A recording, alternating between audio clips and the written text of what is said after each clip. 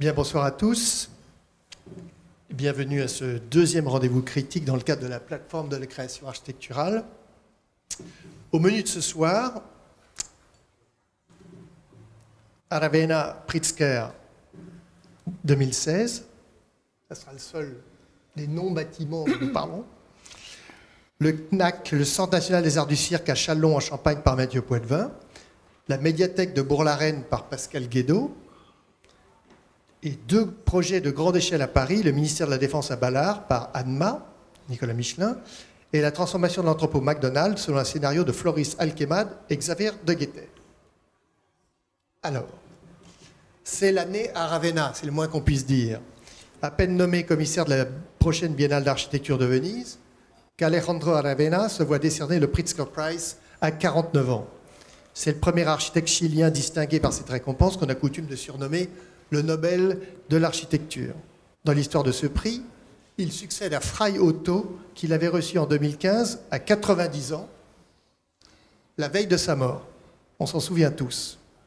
Choc de génération donc, et choix qui semble plus couronner la démarche que l'œuvre construite elle-même. En 22 ans de pratique, Aravena a construit de nombreux bâtiments, certes, dont plusieurs sur le site de la Católica, l'une des plus intéressantes universités de Santiago de Chile, dont l'Innovation Center, un bloc de béton radical et géométrique. Il participera aussi architecturalement, j'entends, au parcours du pèlerinage de Jalisco au Mexique, comme Wang Shu, autre Pritzker. Mais c'est bien son engagement au sein du groupe Elemental, qui fonde en 2008, qui est clairement récompensé avec ce Pritzker. Aravena conçoit ce groupe comme un do tank, une machine à faire se distinguant de tous les think tanks qui fleurissent sur la planète. Figure emblématique d'un architecte engagé plus socialement, dira le jury du prix. À Venise en mai prochain, il a donné rendez-vous aux architectes et au public sur le thème très militant « Nouvelle du front », une manière de rappeler peut-être que l'architecture est véritablement un sport de combat. Alors, Frédéric Edelman, la figure d'Alejandro Aravena. L'inconvénient de... Parlez dans le micro. Non, ça marche pas. Alors, attends, celui-là. Ça commence. Celui-là marche. Allô, oh, bah, voilà. Oui, l'inconvénient de ce Pritzker, c'est que je crois qu'à peu près personne d'entre nous n'a encore vu ce qu'il a fait. Donc on en parle avec enthousiasme, mais il va falloir faire un certain nombre de voyages au Chili maintenant pour se remettre...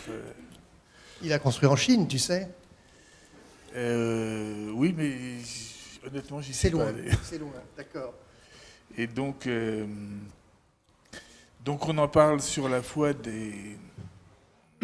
Comment dirais-je, de l'intelligence supposée des jurés du prix Pritzker. Dont on rappellera qu'Aravena était lui-même membre de... C'est un peu ce qui me gêne, honnêtement. Merci de l'avoir rappelé. Parce que, voilà, le Pritzker est sans doute un prix très honorable, mais c'est vrai que de temps en temps, on est un petit peu surpris par la façon dont les cartes sont distribuées d'une année sur l'autre. Si je me souviens bien... il y avait eu un petit fric-frac comme ça entre Piano et Rogers, deux camarades qui se sont succédés quasiment comme Pritzker. Et voilà, bon, c'est pas plus gênant que ça. Maintenant, ce qui est bien, c'est que c'est un architecte qui sérieusement s'intéresse aux gens sans moyens pour construire. Et c'est vrai que c'est quelqu'un qui essaye de leur trouver, sinon le mieux possible, en tout cas le moins pire possible pour s'installer. Je crois que c'est à peu près la seule chose sur laquelle on puisse être d'accord. Oui, mais tu fais allusion à notamment l'opération de Quinta de Roy là, au Chili pour des pauvres, où justement il imagine un concept de bâtiment où il laisse justement des vides que les habitants vont eux-mêmes combler, c'est-à-dire qu'ils vont finir les bâtiments eux-mêmes. Oui, c'est pas tout à fait neuf ça, hein, parce que par exemple, ça remonte à peu près 30 ans, excusez-moi, mais j'avais vu un procès, quelque chose de tout à fait similaire à Bogota, où on aidait les habitants à commencer leur histoire, on en faisait une partie et après on leur laissait une pile de briques à la porte pour qu'ils finissent la chose. Sophie. Oui, donc là, on peut presque parler d'Aravena Gate, puisque c'est vrai que dans la presse, c'est vraiment l'attribution de ce prix 2016 a déchaîné les foudres. Donc, les foudres ou les foules, parce que les deux. Il est quand même les deux. Non, mais charismatique. Il y a eu quand même une couverture médiatique incroyable. Oui. Il fait quand même la couverture du dernier numéro de Vocable. Là, on dépasse largement le champ de l'architecture. Donc, je rejoindrai Frédéric dans le sens où il a quand même été au jury de 2009 à 2015 et ça pose quand même question. Les conditions d'attribution posent question. Tout d'un coup, il n'est pas là au jury, il n'est pas présent au jury en 2016 et il se voit attribuer le prix. Moi, ce qui me semble plus problématique, bien que pour moi ce soit un excellent architecte, je ne remets pas du tout en question ses qualités d'architecte, mais par contre, je pense que la paternité de sa démarche, elle pose quand même problème, puisque on sait qu'au Chili même, il y a deux architectes qui, dans les années 60-70, ont travaillé sur cette idée d'architecture participative, merci. Et donc, c'était les architectes Edwin Aramoto et Fernando Velasco. Et je suis retombée sur un vieil entretien de Fernando Velasco qui est décédé en 2013. Et peu de temps avant sa mort, il avait donné un entretien et dans lequel il s'exprimait à propos d'Elemental. Et il trouvait quand même injuste le fait que l'initiative de cette démarche soit attribué tout le temps à Aravena, alors que finalement il a un suiveur. Or, le prix Pritzker, il est quand même censé récompenser, donc ça c'est bien... comment dire, ce qui est annoncé sur le site du prix Pritzker, il est censé récompenser la créativité. Donc là, la créativité, même dans ces bâtiments, je trouve que c'est pas si créatif que ça par rapport à ce qu'on voit au Chili. Et c'est la diffusion de l'architecture auprès du grand public. On n'est plus dans ces objectifs-là aujourd'hui. Effectivement, on est plus dans la récompense d'une démarche. Alors, c'est très critiqué pour le cas d'Aravena, mais moi, il me semble que déjà la critique, elle aurait pu aussi avoir lieu pour l'attribution du prix à quelqu'un comme Shigeru Ban ou en 2014 ou à Wang Shu en 2012. Voilà, où on n'est plus à récompenser une œuvre élargie avec des architectes créatifs, inventifs, qui ont un champ d'intervention, enfin qui ont une vraie œuvre derrière eux. Ce qui n'est quand même pas tout à fait le cas de quelqu'un comme Alejandro Aravena, tout aussi bon architecte qu'il soit. Je rappelle la série sur les 5 dernières années, Sana en 2010, Suto Demura en 2011, puisqu'on parle d'œuvres, Wang Shu en 2012, Toyo Ito en 2013, Shigeru Ban en 2014 et Fray Otto en 2015, la veille de sa mort, comme je l'ai dit. D'abord, je crois qu'il y a une chose qu'il faut dire, c'est que l'attribution du Pritzker, c'est de plus en plus un peu comme l'attribution du Nobel, c'est-à-dire qu'il y a une partie politique dans l'attribution du Pritzker. C'est pas un hasard si on donne aujourd'hui, enfin si le Pritzker est décerné à un Chilien. Il y a une répartition mondiale. On voit très bien qu'après avoir donné un peu à l'Asie, on veut donner à une autre partie du globe. Je pense que tout ça joue de façon évidente. Il y a une autre chose qui me paraît très importante à dire dans l'attribution à Ravenna, c'est que précisément, c'est un architecte qui considère que, je sais que les formules font toujours un peu, ça fait plan de com, mais c'est quand même vrai, il considère que l'informel est plus important que la forme, qu'en ce sens, le travail justement sur des résidus de ville, d'architecture, ça c'est aussi important que l'aspect formel. C'est pour ça que moi j'ai été assez exaspéré par l'attitude d'une grande partie de la critique française que j'ai trouvée extraordinairement hostile. Il me semble qu'au contraire, c'est très intéressant de voir un architecte de 48 ans recevoir le Pritzker. On peut discuter de ce que représente le Pritzker. Mais le fait que ce soit donné à un jeune architecte, c'est bien. Un architecte qui sait parler de son travail, je trouve ça très bien. Un architecte qui a accepté que la grande entreprise Copec, qui est l'entreprise des pétroles chiliens, prenne 40% de sa structure. Je sais que ça a choqué un certain nombre de gens parce que justement, il y a une espèce d'image très gauchiste du fait qu'il faudrait que l'agence d'architecture ne soit pas mêlée au grand capital et à l'entreprise. Bien au contraire, la force d'Aravena, c'est précisément d'avoir trouvé du pognon là où il y en a. Ça, je trouve ça absolument remarquable de sa part. Et c'est précisément sans doute ce qui manque chez nous, cette capacité-là, cette capacité à faire le grand écart entre de la créativité et des fonds pour faire tout ça. Donc il me semble que la critique qui s'est manifestée ici, elle était comme d'habitude, je trouve, une espèce d'aigreur sur le fait que c'est trop tôt, c'est trop jeune, il n'a pas une grande expérience, il a magouillé dans le Pritzker. C'est très français, je trouve, comme façon d'analyser les choses. J'ajoute encore une chose, c'est que je crois que dans l'attribution du prix à Ravenna, chilien ayant travaillé justement sur des situations sociales particulières, il y a là une alternative délibérée de soutenir des projets de type libéraux, je dirais, au sens libéral, politique, en opposition à des actions populistes qu'on a pu voir au Venezuela. Je pense que ce n'est pas du tout un hasard. Le Venezuela avait été présenté, ça avait fait un scandale à la dernière Biennale de Venise, je ne sais pas si vous vous en souvenez. Il y avait un endroit dans la Corderie qui était manifestement payé par Chavez et compagnie, ça a fait un gros scandale. C'est pas un hasard si on donne aujourd'hui à Ravenna le Pritzker. Il y a aussi une donnée politique extrêmement importante, il ne faut pas la négliger. Alors Richard Scoffier, il est scandalisé ou il est complètement moi, sous le charme? Ni l'un ni l'autre, hein. Ni scandalisé, ni sous le charme. Je suis allé au Chili, donc il y a 8 ans, j'ai vu les bâtiments d'Aravena, enfin ceux qu'il avait construits donc, dans les années 2000.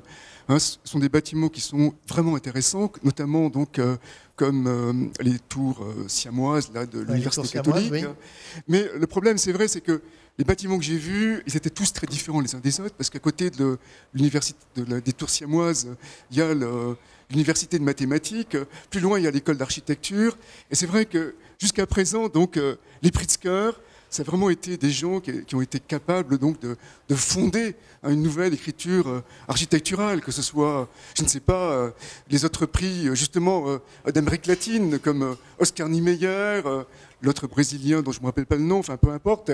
Voilà, avant c'était des écritures, des auteurs. Voilà, Mendes da Rocha. Voilà, Paulo Mendes da Rocha, voilà, c'était des auteurs, même si aussi, je sais pas, Mendes da Rocha, il y a un discours un peu schizophrénique parce qu'il fait une architecture donc, qui est hyper aristocratique, mais il y a une volonté de social. Enfin, on sent malgré tout donc, dans le social petit à petit arriver, notamment donc, chez Shigeru Ban avec les histoires de tubes de carton. C'est vrai que voilà, il y a eu des signes avant-coureurs avec le Wangshu, c'est ça, enfin le Wangshu, pardon, le chinois. Et puis donc effectivement Shigeru Ban, c'est vrai que c'est pas non plus un excellent architecte. On va pas dire que ce soit non plus un grand comment.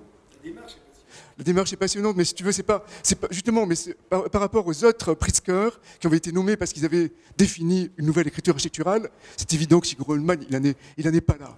Donc voilà, on passe. Peut-être on passe à autre chose. C'est-à-dire que moi, peut-être, j'aurais préféré effectivement que ce soit Chipperfield, parce que quelque part aussi, ça m'aurait rassuré en tant que critique, finalement, que ce soit donc un auteur. Voilà. Et peut-être que, justement, ce Pritzker, c'est pas simplement une magouille ou la politique, hein, c'est peut-être un basculement, c'est peut-être une comment on appelle ça, une brisure épistémologique. Peut-être on change complètement de monde. C'est-à-dire que l'architecture, finalement, c'est plus des auteurs, c'est plus des projets, c'est plus de l'écriture, Et je trouve qu'aujourd'hui, il y a beaucoup de signes comme ça qui sont peut-être un petit peu inquiétants. Pas inquiétants, mais qui sont pas, ni alarmants, mais qui témoignent justement d'un changement de paradigme. Voilà. Comme par exemple l'exposition à l'Arsenal, où effectivement, donc, c'est pas... Laquelle la dernière, là, sur Réinventer Paris, voilà. Où bon, bien sûr, on voit très bien, effectivement, qu'il y a des grosses entreprises, il y a des architectes émergents, mais effectivement, quelque part, un critique, il a du mal à y voir vraiment... Excusez-moi, peut-être, je vais retourner voir l'exposition, et peut-être je m'avance beaucoup, mais vous voyez, disons de l'architecture. Il y a quelque chose qui est clos, mais effectivement, quelque part, en tant que critique, peut-être moi en tout cas, je me sens un tout petit peu dépassé, mais peut-être la critique est complètement dépassée, parce que effectivement, il y avait un monde fou à l'Arsenal, et puis aujourd'hui, il n'y a personne pour nous écouter. C'est sympa pour ceux qui sont venus. Non, mais juste une remarque. On va répondre. Juste une remarque. Justement, il me semble que tu pointes là quelque chose d'important, mais c'est peut-être aussi qu'il faut admettre aujourd'hui que l'architecture, c'est peut-être, alors je sais, ça va peut-être paraître un peu bidon de dire ça comme ça, mais c'est peut-être une offre collective, justement. C'est ce dont tu parles de l'auteur. Peut-être que précisément, la chose est quand même à discuter, et pas seulement dans l'architecture, c'est général. Donc, mais moi, je te dis, c'est ni positif, ni négatif. Effectivement, il y a autre chose qui apparaît, tu as raison. Et tous l'auteur, le projet, tout ça, ce sont des mots qui sont déjà contestés parce que tu vois dans les écoles d'architecture, les théoriciens d'architecture, quand tu parles de projet, tu te fais quand même mal voir. Tu vois, il y a des choses, le collectif, effectivement, il y a des choses qui changent. Et voilà, quelque part, modestement, l'attribution du Pritzker en témoigne. Oui, mais en même temps, il ne faut pas du tout ériger une loi à partir du cas à Ravenna. Je pense que là, en effet, cette décision très politique, en effet, et puis en effet d'encourager la démarche, peut-être plus que l'œuvre, mais ça c'est peut-être un signe des temps, peut-être, on le jugera dans la durée. Mais quand même avant, je rappelle la série, Sana, Suto Demoa, Toyo Ito, il y a quand même des gens qui ont une œuvre derrière eux. Donc on ne peut pas dire que d'un seul coup le Pritzker il balaye l'œuvre, c'est faux. Là simplement, oui, il cède aussi à une certaine mode. Non mais bien sûr, mais on peut... Changement de paradigme, il y a quand même une chose qui est claire, c'est qu'il y a quand même beaucoup de jeunes agences aujourd'hui, ça paraît clairement, qui travaillent en collectif. Le collectif, c'est un changement aujourd'hui, notoire. Ça, on ne peut pas le contester. C'est là, c'est même plus dans l'air du temps, c'est vraiment là. Non mais nul ne conteste ça, c'est en effet la pratique architecturale a changé, on le voit bien en France, il y a beaucoup de collectifs, ça là-dessus bien sûr, mais là on parle du prix sur une œuvre qui d'habitude couronnait une œuvre, et là, d'un seul coup, il y a une sorte de basculement. Je ne sais pas si ça va jusqu'au changement de paradigme. Peut-être. Attendons de voir une série alignée, parce que, je suis désolé, Fraiotto, alors on l'a récupéré au passage, on s'est d'un seul coup souvenu qu'un immense architecte-ingénieur comme lui avait créé ces structures magnifiques et autres qui ont fait rêver tout le monde, qui ont abrité tout le monde. Qu'est-ce que ça voudrait dire? Non, on s'est dépêché de voter pour Ravenna pour le faire oublier. Excuse-moi, là, tu vois.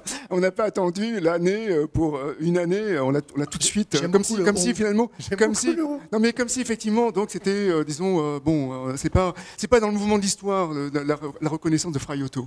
Mais bien sûr, tu as absolument raison, ce n'est qu'une hypothèse. Mais nous, en tant que critiques, on est là pour faire des hypothèses, voilà. C'est pas... Mais justement, les gens qui travaillent dans toutes les startups, le digital, etc., ils ont un mot, c'est la disruption. Ils disent toujours, c'est la révolution qui d'un seul coup change tout.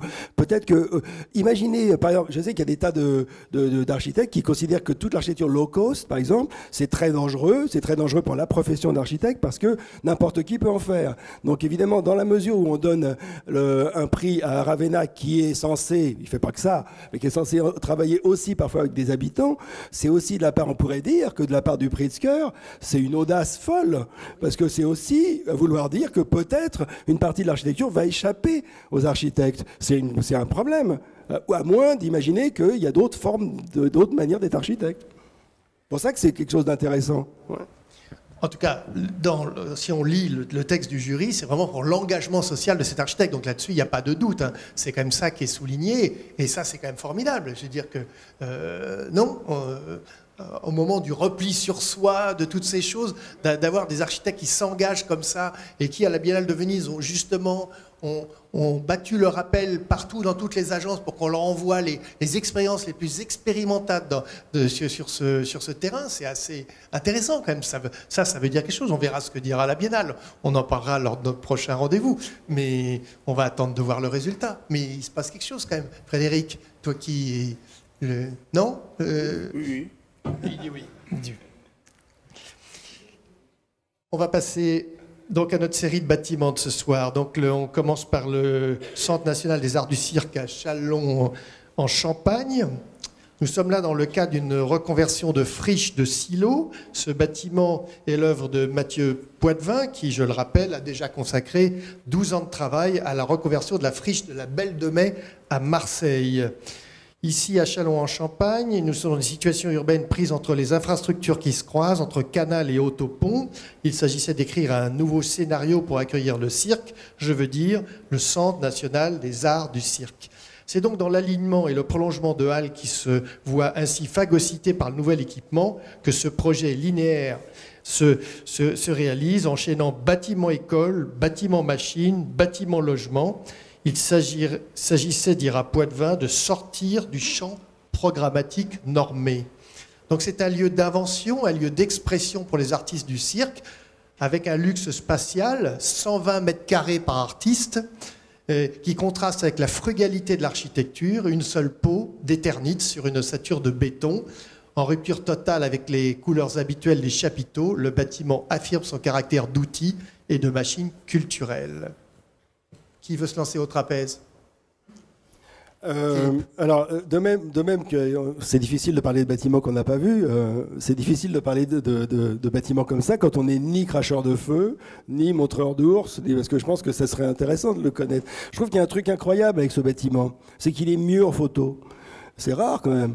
Je trouve qu'il passe mieux en photo qu'en vrai. Alors c'est compliqué, heureusement Mathieu Poitvin n'est pas là parce qu'il a quand même tendance parfois à vouloir t'en coller une dans la gueule quand tu n'es pas d'accord avec lui.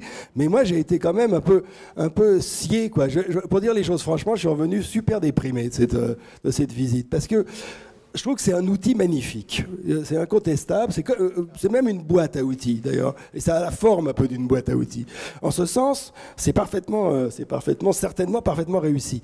Mais j'ai trouvé quand même que c'était assez...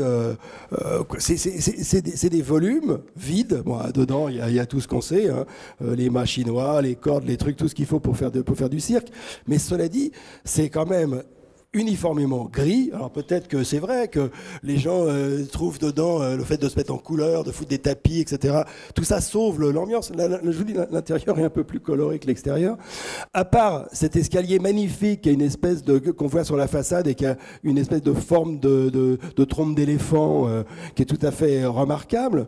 À part justement, je trouve ce dessin général, cette façade générale déroulée est très réussie. Mais je trouve que quand même, c'est très frustrant comme bâtiment. Et je dis ça parce que j'ai eu l'impression, je reviendrai peut-être dessus, mais j'ai eu l'impression que dans la série des choses qu'on a vues, on en a parlé, je trouve qu'on était sans arrêt confronté à des trucs déprimants. J'ai eu l'impression d'être comme un critique littéraire qui lirait que des livres mauvais et dont il devrait parler quand même. Enfin, pas mauvais, moyen. Je dirais moyen. Ouais, moyen. C'est pas un bâtiment Non, c'est pas. Non, mais c'est un bâtiment qui est pas du tout enthousiasmant, qui est pas du tout exaltant. Oui, mais quand même, si, quoi. Est-ce qu'on pourrait pas aussi imaginer que l'architecture, ça ferait du bien? Tu vois, c'est quand même ça le problème. Micro là. Oui, le sujet tombe à point juste après avoir parlé d'Aravena, puisque moi, il me semble que justement, pour un bâtiment comme ça, personnellement, j'ai trouvé que c'était un remarquable outil technique.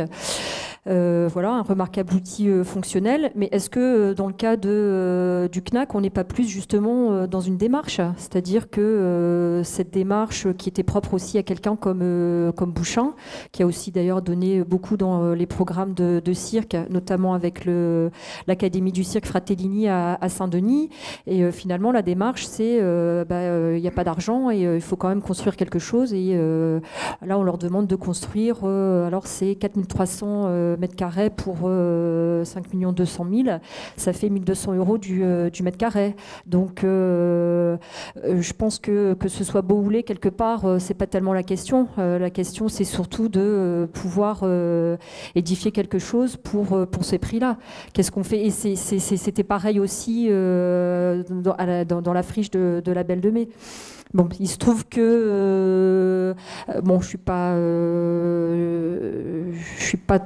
entièrement conquise non plus comme Philippe Trétiac. Je trouve que c'est cet emballage dans l'éternite, c'est un site en plus qui n'est pas facile, au bord de l'eau, avec le passage du périphérique. Ils n'ont pas du tout profité de la présence de l'eau à côté. C'est comme un bâtiment qui est assez fermé côté canal. Donc voilà, il n'y a pas, cette espèce de plus-value qu'on avait quand même à la friche de la Belle de Mai, où l'espace d'exposition est vraiment intéressant, où il y a des espaces extérieurs qui sont vraiment très très beaux. Donc là, il y a quand même des tentatives. Je pense par exemple à cet escalier hélicoïdal qui sort à l'extérieur.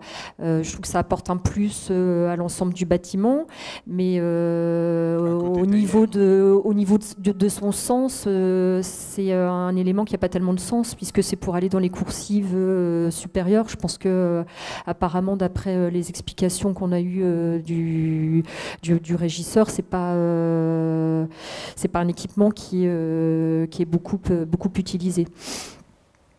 Alors Frédéric, déprimé Moi, ou... Non, mais ce qui m'étonne dans ce bâtiment, et dans cette génération, il n'est pas le seul, notre architecte, c'est comme s'il était obligatoire de faire quelque chose de pauvre, de pas chic, d'un peu moche, d'un peu bancal, etc. Je ne sais pas si c'est une mode ou une sorte de contrition monastique, mais en tout cas, l'école de Nantes, c'est le même procédé, c'est-à-dire que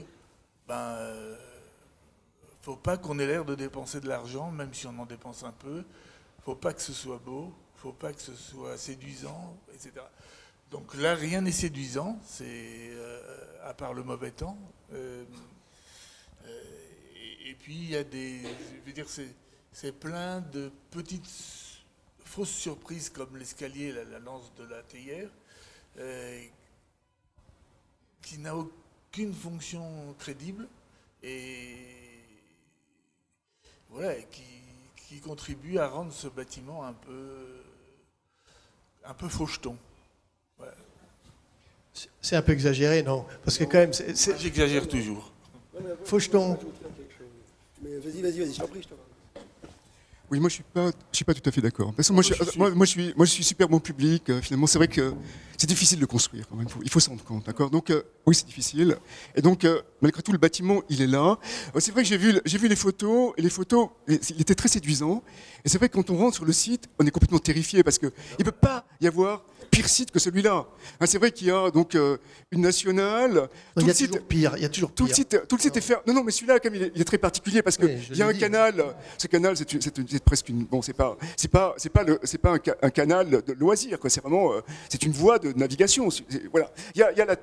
En plus, le terrain, il est grévé par la pénétrante comme ça qui le traverse, vous voyez. Donc, je sais pas comment le photographe il a pu faire pour faire la photo de la façade. C'est impossible. J'ai essayé, moi, je suis pas arrivé. Bon, c'est vrai, je suis très mauvais photographe, mais voilà. Donc, il a un terrain complètement impossible, et je trouve qu'il a vraiment.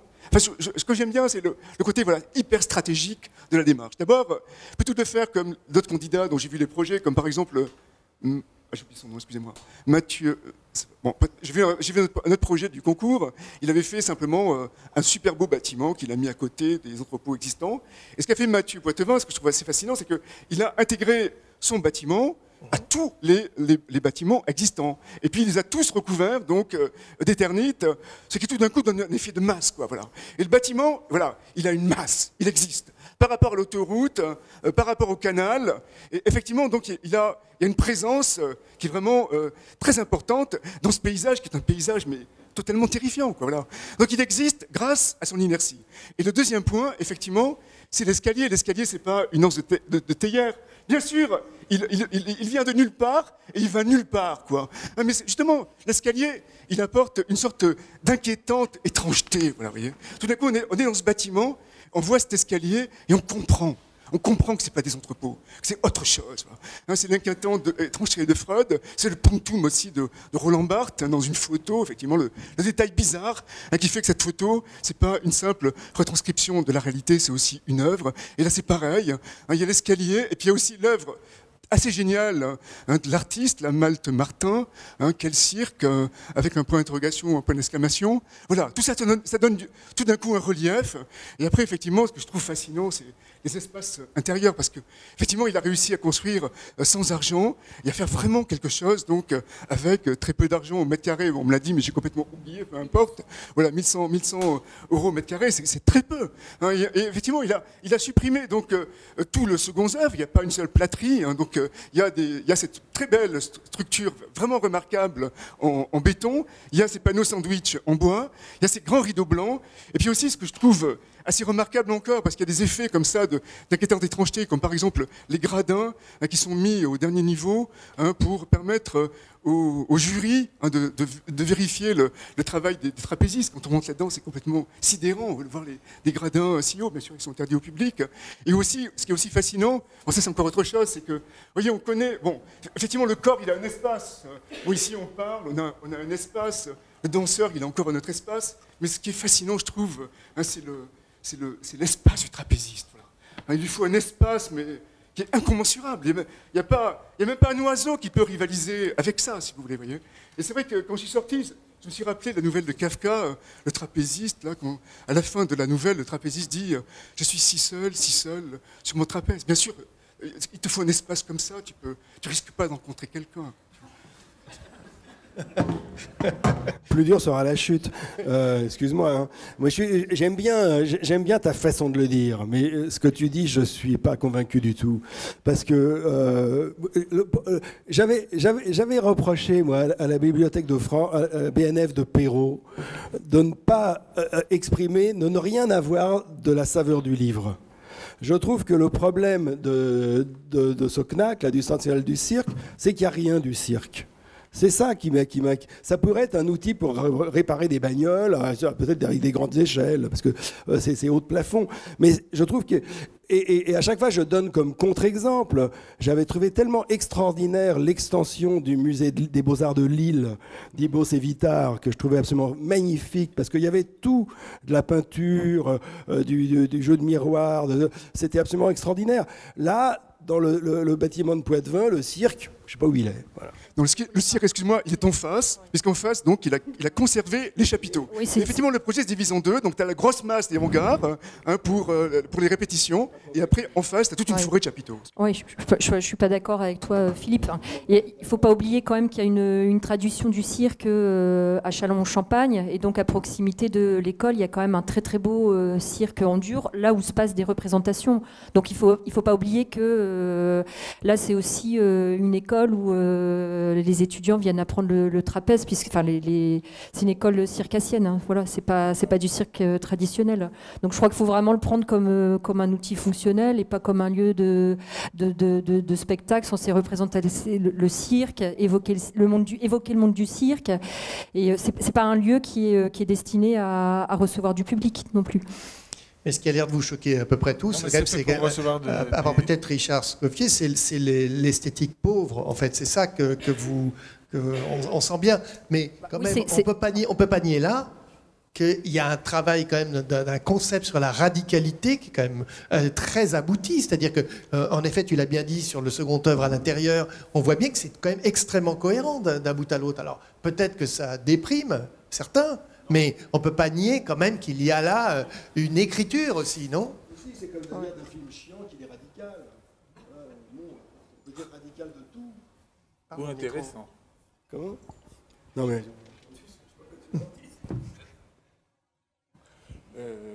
Non, je crois que j'ai dit ce que j'avais à dire. Ça serait me répéter que... Voilà, ça ne m'embête pas. Mais franchement, il y aurait des silos à blé à la place, ça ne me gênerait pas non plus. En soi, c'est un bâtiment qui ne donne aucun signal, aucune envie de s'arrêter là. Et bon, c'est pas idéal pour une école du cirque. Bien, nous allons enchaîner avec la médiathèque de Bourg-la-Reine. Alors, c'est l'œuvre de Pascal Guédot, déjà auteur de la médiathèque d'Oloron-Sainte-Marie dans les Pyrénées, couronnée, je le rappelle, par l'Équerre d'Argent, et qui avait été construite à la confluence de deux gaves. Ici, dans la banlieue parisienne, la médiathèque est située au carrefour de deux rues, et on est là dans la typologie des bâtiments d'angle. Face à un bâtiment des années 80, bien typé, dans un contexte de maison plutôt cochue, style varié, y compris avec colombage, naît ce bâtiment prismatique et non monolithique, un bâtiment d'angle ouvert sur le quartier, avec une grande perméabilité à la ville et à la lumière. Un bâtiment articulé autour d'un arbre, avec un plan intéressant et une géométrie très adaptée au lieu. Un bâtiment marqué par une matérialité, avec toutes ses nuances de gris. Je ne sais pas s'il y en a 50, mais en tout cas, le gris est très important. Bref, une médiathèque silencieuse et non bling-bling, un lieu serein pour la lecture.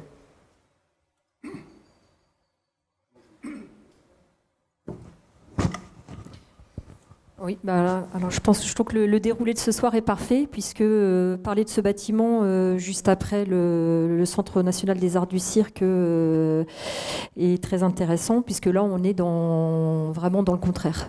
C'est un bâtiment où... Pourtant on est dans le gris. On est dans le gris, soit, oui, tout à fait. On est dans un bâtiment où voilà une commande de la ville, où il y a de l'argent pour construire, et cet argent a été remarquablement utilisé par l'architecte. Moi, j'ai été vraiment enthousiasmée par ce bâtiment. Quand on sort du métro, la façon dont il est inséré dans la ville, on aperçoit de loin une façade opaque. On aperçoit un monolithe qui est assez énigmatique. On se demande vraiment ce que c'est. On s'aperçoit, en avançant, on s'aperçoit que donc c'est le bâtiment qui est recouvert de pierre de valse. Donc c'est la même pierre qui a été utilisée par Zumthor dans les thermes. Et je trouve qu'il y a une insertion dans le site qui est vraiment très intelligente, et que l'architecte a su... c'est intéressant de voir les autres propositions, et justement pour un petit programme comme ça qui était... ça fait un peu plus de 1700 mètres carrés, un programme qui était quand même bien cadré. La demande du concours, elle était bien cadrée. C'était une petite parcelle, et il s'agissait de construire autour d'un arbre, autour d'un noyer centenaire. Donc c'était... Ça déterminait quand même déjà pas mal de choses, mais quand on voit les différentes propositions, c'est là on voit où l'habileté de l'architecte d'avoir su à la fois complètement ouvrir la médiathèque sur la rue, mais à la fois de garder des parts d'ombre, et de pouvoir garder ces grandes parois monolithiques recouvertes de pierre, où il y a vraiment le matériau qui est mis en valeur. Et donc on voit dans les autres propositions, alors je me souviens plus des trois, je sais qu'il y avait Bernard Desmoulins qui était dans les finalistes, il y avait Canal, et je me souviens plus du troisième. Et donc il y en avait un qui avait placé l'entrée sur la rue. Enfin, on voit vraiment les possibilités multiples des quatre équipes. Donc ça c'est intéressant. À côté de ça, c'est un programme d'un luxe inouï. Donc il y a vraiment des très beaux matériaux, du très beau mobilier. On pourrait dire que pour un programme de médiathèque, comme c'est toujours des grands plateaux ouverts, c'est quand même toujours, ça donne toujours lieu à des projets plutôt intéressants. Je trouve que c'est quand même un beau programme. Je ne vais pas dire que c'est un programme facile, mais en tout cas, c'est un programme favorable pour les architectes. Oui, mais enfin, il y a quand même beaucoup de médiathèques qui sont des simples boîtes. Des simples boîtes, et puis il y a aussi des gros ratés. Je pense par exemple, je suis allée visiter il n'y a pas longtemps la médiathèque qui a été installée dans le bâtiment de Denis Meyer au Havre, où là c'est vraiment catastrophique parce qu'il y a aussi un budget conséquent, il y a une débauche de mobilier, de couleurs, de matériaux, c'est absolument épouvantable. Donc là, on contraste, là on est vraiment dans l'élégance la plus totale. Après, ce qui est aussi intéressant, c'est de regarder un peu la démarche de cet architecte-là qui s'était aussi distingué. Je crois que c'était en 2012. Elle avait été donc la gagnante de l'Équerre d'Argent pour un très très beau projet de médiathèque à Oloron. Et c'est quelqu'un qui se situe vraiment en marge de ce qu'on peut voir aujourd'hui. Donc il y a quand même pas beaucoup de projets qui sortent de l'agence. Donc je pense que c'est sans doute quelqu'un qui doit s'investir beaucoup sur chacun des projets. Et surtout, on n'est pas dans la communication à outrance. Donc je trouve que quelque part, ça remet un petit peu les choses en place par rapport à cette débauche de communication aujourd'hui pour des projets qui sont pas toujours, qui ne justifient pas toujours, et des événements en tout cas qui le justifient pas toujours. Enfin voilà. Donc en tout cas, moi je suis très enthousiaste sur ce projet-là. Richard. Oui, enfin, je suis allé donc hier voir la médiathèque de Bourg-la-Reine. Effectivement, quand on arrive de la gare, et c'est vrai que c'est assez émouvant parce qu'il y a la mairie, il y a l'église, et puis il y a cette médiathèque. Donc, et je crois, comme l'a dit, peut-être je déforme ses propos, mais Fleur Pellerin, avant de partir, la culture, c'est la religion de la République, un truc comme ça. Et c'est vrai qu'on sent ça assez fortement quand on arrive donc à la médiathèque, parce que c'est une sorte de corne d'abondance comme ça qui s'ouvre sur la rue. Et puis en plus, donc, le jour où je l'ai visitée, c'était hier, donc mercredi, elle était vraiment pleine de monde, pleine à craquer. Il y avait des gens partout. Donc voilà, j'ai trouvé ça. Oui, c'est vrai que c'est quand même impressionnant, c'est clair. Après, tout est parfaitement fait. C'est vrai que la pierre en basalte, le basalte qu'elle a utilisé, tout ça, c'est très beau. Enfin, on peut regarder partout, tous les détails sont traités. Mais malgré tout, si vous voulez, bon, tout à l'heure on a parlé de Mathieu Poitevin. Pour moi, Mathieu Poitevin, bon, c'est pas mon copain, mais c'est un auteur, c'est clair, quoi, voyez. Même si on peut dire qu'il s'apparente à une certaine tendance, c'est pas la Canton Vassal, voyez, parce que, bon, effectivement, il emploie d'abord l'éternite. Je sais même pas si l'éternite, ils l'ont employé pour la maison, mais par exemple, il y a une hérésie qu'il a faite, cet escalier, par exemple, qui apparaît en façade. Et en même temps, il y a un côté très plastique chez lui, parce que il a creusé, donc il a donc une sorte de loggia en reprenant la forme iconique donc du pavillon. Donc il y a vraiment un côté plastique qui n'apparaît pas. On peut pas nier le geste plastique dans le prisme. Attends, je termine. Oui, et donc sûr, il y a vraiment. C'est juste pour t'apporter la contradiction, sinon oui, il n'y a pas de discussion. Bien sûr. Mais voilà. Donc je pense qu'il y a vraiment. Je pense qu'il y a vraiment un auteur. Tandis que pour Pascal Guédot, c'est vrai que j'ai un problème. Peut-être, je vais décider de positif. Je me trompe sûrement. Hein. Mais c'est vrai que quand je suis arrivé, j'ai cru voir effectivement les trucs de Furnas, d'Erès Mathéus. Vous voyez, donc la forme de la typologique comme ça, en basalte. Hein, et puis on revoit encore, comme dans ses précédents projets, donc le truc de Raim Koolhaas, la Casa de la Musica, parce qu'effectivement, la salle fait comme une sorte de gigantesque. Les deux salles sont reliées, elles traversent leur bâtiment, et puis après tout autour, donc il y a la partie servante avec les salles de cours. Voilà, c'est ça qui me gêne. Voilà. Moi, je pense que c'est une bonne architecte. Il n'y a rien à dire, c'est vrai, c'est bien fait. Hein, mais par contre, voilà la question peut-être. Ici, je pense que malgré tout, on a traité en tant que critique des auteurs. Voilà, vous voyez. Et là, bon, voilà, peut-être je ne sais pas si c'est un auteur. Philippe. Je vois bien l'obsession de Richard Scoffier. D'ailleurs, je vois bien même le mode opératoire. Généralement, tu arrives, tu es satisfait, mais ensuite tu reviens et tu ne l'es pas. Mais vas-y qu'une fois. Mais bon, je vais dire une chose, c'est que le bâtiment, on l'a vu, Francis et moi ensemble, sous le même temps exactement qu'on avait vu le Centre national du cirque. Donc vraiment, il faisait moche, quoi. Moi, ça a été, je le dis, ça a été ma bouée de sauvetage. Dans tout ce que j'ai vu de déprimant, et il y en a qui vont venir, hein, et des gros. Ça, franchement, heureusement que j'ai vu ça. Ça m'a vraiment soulagé. Ce que tu dis sur la Casa Musica, c'est pas faux. Maintenant que tu le dis, c'est vrai que je trouve qu'il y a il y a quelque chose, oui. Mais comme je trouve tellement formidable le bâtiment, non seulement de Rem Koolhaas, mais surtout de Cecil Baldwin, la Casa de Musica à Porto, ça me gêne pas. Non, je trouve que, tu vois, je ne sais pas si j'aurais envie de faire du trapèze là où il y a l'escalier qui t'a tellement séduit. Mais j'ai envie de lire dans la médiathèque. Ça, c'est incontestable. Et je trouve qu'en plus, il y a un truc qui est absolument remarquable. Non seulement, bien sûr, on vous l'avait dit, les matériaux, les couleurs, l'extraordinaire clarté, le passage de la lumière dans tous les sens, la répartition des enfants en bas. C'est peut-être le programme, je ne sais pas. Mais en même temps, cet effet de comble au-dessus, où justement, on a l'impression d'être un peu dans un grenier. Et c'est quand même extraordinaire parce qu'il y a un effet cocon qui fait qu'on a vraiment envie de s'arrêter et d'y rester. Je trouve que le coup du fer à cheval autour de l'arbre, il y a un côté japonisant, comme ça, il y a une espèce de côté wabi-sabi quand on dit cette espèce de rapport japonais à l'éphémère. Je trouve que c'est vraiment très très réussi. Et justement, je trouve que franchement, ça fait longtemps que j'ai pas vu un bâtiment dans lequel je me suis dit, là, non seulement, il me semble que tout le programme est parfaitement respecté, mais surtout, comme dans les bâtiments de CISA, on rentre et on est bien. Il y a une échelle, il y a un rapport de volume qui fait que c'est remarquablement fait. Alors, je ne sais pas si ça, c'est être un auteur ou une auteure, je ne sais rien. Mais moi, il me semble que ça, c'est vraiment, justement, peut-être que là, il n'y a pas les tics qui font une signature.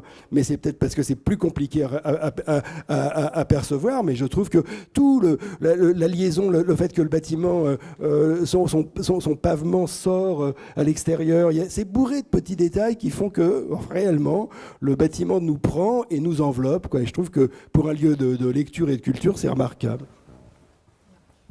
Donc, je sais pas, Est-ce que ça veut dire... Oui, pardon. Non, pour l'anecdote, je répondis par rapport à ce que dit Philippe, c'est un micro effet Bilbao à Bourg-la-Reine, puisque moi j'ai discuté un peu avec la directrice de la médiathèque et elle m'a dit que depuis qu'ils avaient cet équipement-là, ils recevaient un public qu'ils ne voyaient pas du tout avant. Et c'est vrai que quand on rentre dans cette bibliothèque-là, on a envie de rester, on a envie de lire. Voilà, c'est. Oui, en même temps, on ne peut pas parler d'un attracteur urbain comme. Non, bien sûr, bien sûr. C'est pour ça que je disais pour l'anecdote, évidemment, ouais. Bien sûr. Mais en tout cas, c'est un bâtiment qui répond à la commande et même plus, puisque il y a vraiment davantage de personnes, des gens qui n'osaient pas aller à la médiathèque avant et qui y vont. Et donc la façon dont a été traiter le programme, elle est vraiment intelligente de ce point de vue-là. Donc la petite entrée sur le côté, le fait d'avoir fait une énorme ouverture côté rue avec la section enfants qui est côté rue.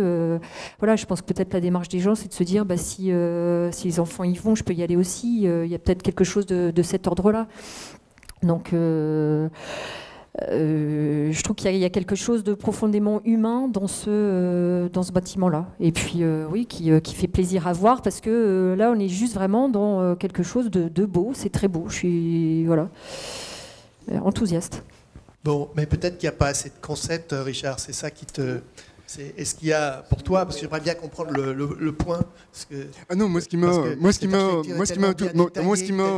qui m'a gêné malgré tout, c'est le poids des références, c'est tout, voilà. Ah. Et après malgré tout, bon, c'est vrai, tu as raison, c'est vrai que tu peux avoir j'ai eu une émotion quand malgré tout quand tu rentres dans l'étage supérieur avec les combles. C'est vrai que c'est quand même très bien fait. Et c'est pareil en bas, ce qui est intéressant, c'est que voilà, donc en haut les gens ils ont leur plafond qui est sculpté, et puis en bas c'est le sol qui est sculpté parce qu'il y a tout un travail sur les différences de niveau. Donc tout ça c'est intéressant. C'est vrai qu'elle elle explique d'une autre façon effectivement parce qu'elle avait ce noyer là, donc comme toutes les autres équipes d'ailleurs, parce que le U tout le monde l'a fait en fait, hein.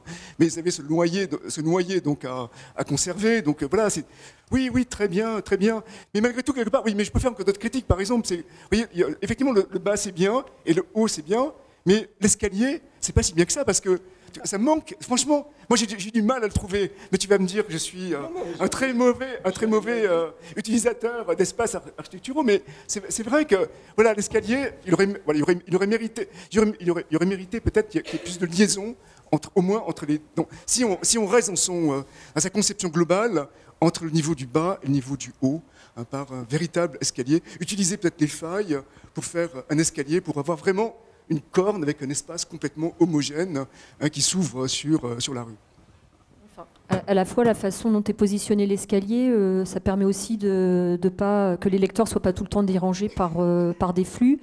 Et je trouve qu'il y a aussi un remarquable travail sur l'extérieur. Donc la façon dont elle vient travailler les paliers pour accéder au niveau supérieur, moi j'ai trouvé ça très beau. Maintenant, après que ça fasse référence, bah oui, la pierre de valse, on pense aussi à Zumthor, on pense aussi à la Casa de Musica, mais je vois pas en quoi c'est un problème. Et, non, là, vous parlez de lecture, mais c'est ça qui m'étonne, quoi. Une bibliothèque aujourd'hui, c'est pas un lieu de lecture, c'est un troisième lieu. Moi qui j'y suis allé, j'ai pas vu des gens lire. J'ai vu les enfants jouer, j'ai vu l'heure du conte, j'ai vu les étudiants travailler, parce qu'effectivement, le truc est plein, parce que j'ai vu les petits vieux en train de parler, en train de boire du café. On n'est plus dans une bibliothèque.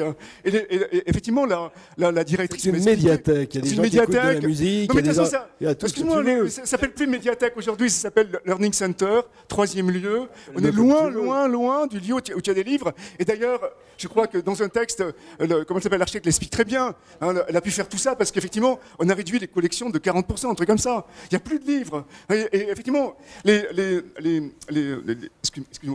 personnel, la directrice, ils ne sont pas là pour prêter des livres, ils sont là pour expliquer aux gens comment aller sur Internet, comment disons, utiliser les moyens qui sont maintenant à notre portée pour accéder à la culture. Je trouve que ce bâtiment très calme laisse Frédéric Edelman bien silencieux. Oui, merci. Non, mais je me suis trompé d'adresse. Je suis allé à Vézelay au lieu de... Ah oui, comme notre ex, et si on n'a pas vu le bâtiment, on n'en parle pas, il ne vous en parlera pas. Alors changeons d'échelle complètement et revenons à Paris pour parler du Pentagone à la française, dénommé l'Hexagone. Le ministère de la Défense à Ballard, qui est l'œuvre de Adma. Ce grand projet correspond au regroupement du ministère de la Défense, éclaté sur 12 sites, je le rappelle, dont le célèbre hôtel de la Marine, place de la Concorde. 9000 personnes travaillent désormais sur ce site à Ballard, autant tertiaire que stratégique. C'est un projet réalisé, c'est très important de le souligner, dans le cadre d'un PPP, comme le stade de Bordeaux de Herzeg-de-Meuron, dont nous avons parlé lors de notre dernier rendez-vous, et comme le TGI de Paris fait par Renzo Piano, dont nous parlerons à sa livraison. Une opération de 3,4 milliards d'euros, soit un loyer de 150 millions par an. C'est juste parce que ces échelles-là sont importantes à garder en tête. Alors rappelons les forces en présence en phase finale de la consultation. Eiffage avec Foster, Vinci avec Perrault et Bouygues avec Adma. La Cité de l'Architecture avait présenté d'ailleurs les travaux de ses équipes au milieu de la Galerie des Moulages, rappelez-vous.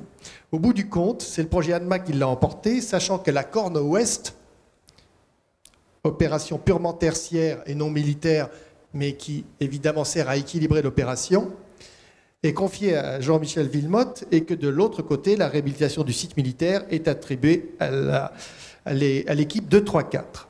On se souvient du débat autour du bassin de Carène, un bâtiment circulaire, une pièce de patrimoine unique au monde, je tiens à le souligner, qui finalement partira à la casse. Seul un bâtiment de Perret, le bâtiment d'angle, qui était déjà classé, a été conservé. Il a été rehaussé d'un étage et coiffé d'une nouvelle toiture noire. Nicolas Michelin dit ne pas avoir essayé de faire un projet monumental, mais avoir privilégié l'option d'un projet urbain. De fait, ni bloc, ni monolithe, c'est un projet où la complexité le dispute à la haute sécurité. On sent d'ailleurs beaucoup le dispositif sécuritaire, il est très visible dans les espaces. C'est un bâtiment Janus, côté périphérique avec une allure militaire inspirée des avions furtifs, côté boulevard Victor, une façade plus civile. Un paysage marqué par des cheminées de ventilation naturelle qui culminent à 42 mètres de hauteur. Rappelons que le programme stipulait que le bâtiment devait être sans climatisation. Un ensemble de bâtiments sur pilotis, 60% du terrain est planté avec un jardin en pleine terre, 6500 m² de panneaux photovoltaïques, eux aussi très furtifs parce qu'on ne les voit pas, très intégrés au bâtiment sur toute la façade sud. Une passerelle franchit la rue pour connecter l'Hexagone au bâtiment dit Vigie, un bâtiment d'écriture totalement différente. Alors, stratégique. Je commence. Il faut bien que quelqu'un ouvre le feu. Oui, eh bien, je vais énerver Philippe, parce que moi, je n'ai pas d'opinion tranchée. Je suis désolé. Hein, je pense que la critique, c'est pas donner des notes, jouer au prof, mais c'est au contraire réfléchir. Et réfléchir, c'est poser effectivement le pour et puis le contre du bâtiment. Alors, moi, ce que je trouve assez étonnant dans ce bâtiment, c'est une sorte de palais de Minos, quoi, voilà, parce que c'est un bâtiment, on le voit très bien, et après, dedans, hein, c'est un véritable labyrinthe, quoi. Jamais je me suis perdu aussi rapidement dans un bâtiment. C'est-à-dire que le plan, vous voyez, bon, il y a la référence à Albert, Albert de Jussieu, mais le plan d'Albert, il est orthonormé. Donc effectivement, on part dans un couloir, on se retrouve toujours, hein, c'est comme les absides et les coordonnées. La référence, parce que pilotis. Comment? Oui, après il y a les pilotis, c'est vrai. Mais disons qu'il y a les pilotis comme Albert, mais après effectivement, à l'intérieur, donc le plan, il est plutôt il est hexagonal. En tout cas, il est dérivé de l'hexagone et pas du carré. C'est-à-dire que dès qu'on monte à l'étage et qu'on prend un couloir, on bifurque, on rebifurque. Et alors là, c'est tous les labyrinthes qui vous viennent à l'esprit de Borges, etc. On est tout de suite perdu. Et on imagine bien un président de la République qui est très décidé donc, à appuyer sur le bouton rouge et qui se perd comme ça donc, dans les couloirs, qui trouve jamais la salle, quoi, voilà. Donc ça, je trouve ça vraiment étonnant, le fait que voilà, un bâtiment hein, qui apparaît vraiment comme un palais et puis qui est pratiquement infini au-dedans de lui. Et d'ailleurs, effectivement, donc, les gens nous l'ont expliqué, ils se perdent dans les couloirs. Et donc, pour se repérer, ils descendent au rez-de-chaussée, parce qu'au rez-de-chaussée, il y a le truc qui est complètement ouvert. Vous voyez, c'est monté sur pilotis, comme Albert. Enfin, c'est fermé par une façade, bien sûr, parce qu'on par une sorte de muraille, bien sûr, parce qu'on ne peut pas rentrer dedans. Mais après, donc, au rez-de-chaussée, on peut se repérer, pas aux étages. Donc voilà, ça, je trouve ça hyper intéressant, je trouve, dans ce bâtiment. Voilà, qu'on puisse... ça m'intéresse, effectivement, vous voyez, de trouver l'infini dans le fini. Voilà, ça c'est bien. Bon, c'est peut-être pas voulu par Michelin, hein. En tout cas, ça me fascine. Après, la chose qui me fascine, voilà, c'est effectivement, tu l'as souligné, donc le bâtiment, il a deux aspects. Donc, il a un aspect, disons, urbain, côté boulevard, et après il a un côté totalement territorial, côté périphérique, puisque là effectivement la toiture, donc elle se donne comme une sorte de montagne, et donc on voit d'un côté la montagne, et puis de l'autre donc quelque chose de totalement urbain. Voilà, bon ça c'est ce que je peux dire de bien de ce bâtiment. Après, pour le reste, je pense que vous allez le critiquer, c'est vrai, parce que je pensais aussi une chose, c'est que j'avais vu, par exemple, pour la façade, bon, récemment, je ne sais pas si vous l'avez visité, mais on avait vu le bâtiment de... Ah, j'ai oublié de son nom. Enfin, celle qui travaille chez Nouvelle. Quoi ? La fille qui travaille chez Nouvelle. Vous n'êtes pas là, la visite, là? La fille qui travaille chez Nouvelle, qui a fait le bâtiment... rouge, le bâtiment rouge. Brigitte Métra. Voilà, Brigitte Métra. Voilà, c'est à peu près identique, parce que c'est une grosse masse, comme ça. Mais simplement, c'est vrai que les façades, là, sont superbement bien traitées. Le bâtiment pour la RATP, je dis ça pour ceux qui... Pour la RATP, hein, alors, ça rappelle un tout petit peu, parce qu'il y a aussi des strates chez Michelin. Et c'est vrai qu'on voit, voilà, on voit là où... Enfin, on voit, disons... On voit là où s'arrête quelque part Michelin, c'est dans le traitement, effectivement, des détails, des façades. Et effectivement, on a le contre-exemple avec Brigitte Métra. Enfin, le bâtiment, il n'est pas non plus extraordinaire, mais en tout cas, c'est vrai que toute la partie capotage est parfaitement réussie. Oui, enfin, si Richard trouve fascinant le côté labyrinthique, je ne suis pas certaine que du côté des employés, ce soit tout à fait la même chose. Parce qu'effectivement, c'est un bâtiment dans lequel il est extrêmement difficile de se repérer. J'ai pas du tout été convaincue par les explications des architectes et eux-mêmes ne semblent pas du tout convaincus. On a vraiment l'impression qu'ils sont complètement perdus dans une multitude d'idées sur lesquelles ils ont reposé ce bâtiment. Donc Nicolas Michelin évoque un bâtiment oxymorique, hein, au secours. Donc c'est régalien et monumental, c'est furtif, c'est du furtif et du camouflage. Et pour les façades côté ville, donc il y a une façade côté périphérique et les 3 façades, une façade de côté Maréchaux et ensuite 2 rues plus secondaires. Là, ce sont des façades qui sont censées évoquer, qui sont censées être abstraites et qui sont censées évoquer une falaise, mais en même temps, c'est aussi une longue paroi blanche qui évoque la pensée. Enfin, je trouve que c'est vraiment un méli-mélo, et donc dans la réification, ça se sent. Moi, je suis désolée quand on m'annonce le côté camouflage et qu'on se retrouve face à des espèces de pixels de vert avec des couleurs absolument horribles. Le vert pour le corps d'armée de terre, le bleu pour l'air et la marine. Je trouve ça vraiment basique comme idée, et voilà, je trouve que non seulement je trouve que c'est un raté à l'échelle du bâtiment. Le fait d'avoir mis sur pilotis, enfin le côté rhizomatique, puisqu'en fait on a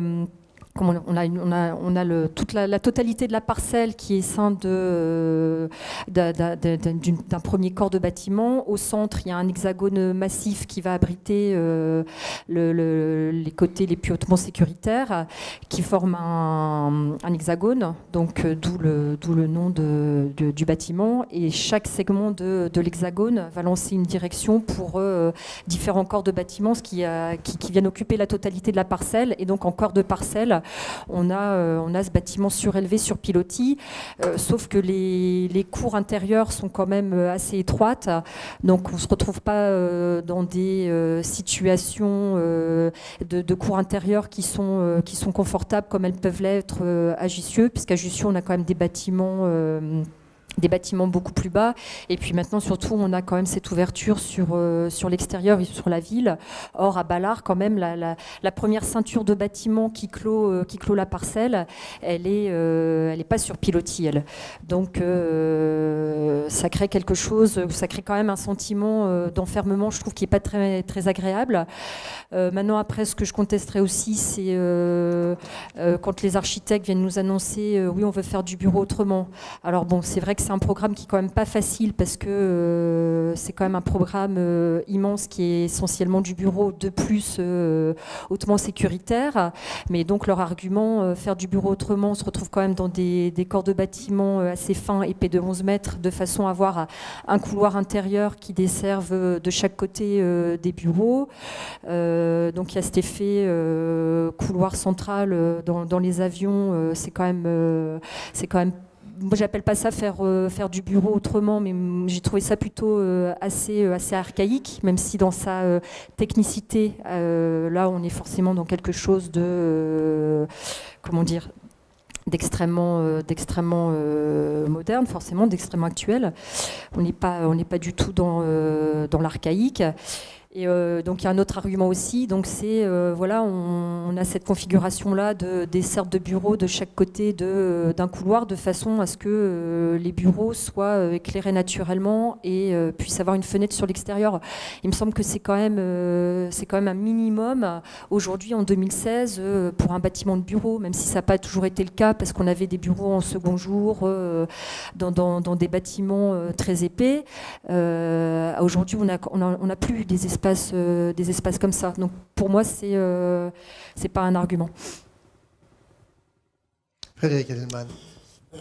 Oui, je suis assez perplexe devant cette chose-là. C'est le labyrinthe qui fait ça. Pardon ? C'est peut-être le labyrinthe qui fait ça. Non, ça à l'extrême, je m'en fous. En fait, je veux dire, ils sont allés au maximum de ce qu'il fallait pas faire. Donc un peu de labyrinthe en plus, ou au moins c'est pas trop gênant. Le labyrinthe, il est aussi dehors. C'est-à-dire que c'est pratiquement impossible de se retrouver nulle part. Et effectivement, il le légitime par le fait qu'il ne faut pas qu'on retrouve les officiers supérieurs dans leur petit hexagone central. Donc là, ils sont effectivement protégés. Mais ce qui me gêne le plus, c'est que c'est un bâtiment qui, par ses couleurs, par ses formes, par tout ce qu'il est, en fait, est extrêmement agressif. Il est agressif à l'égard de la ville, côté... évidemment, c'est pas ce morceau de Pérec. Voilà. Bon, il a été agressif à l'égard de la ville, et il est agressif aussi de l'autre côté, périph'. Il est extrêmement...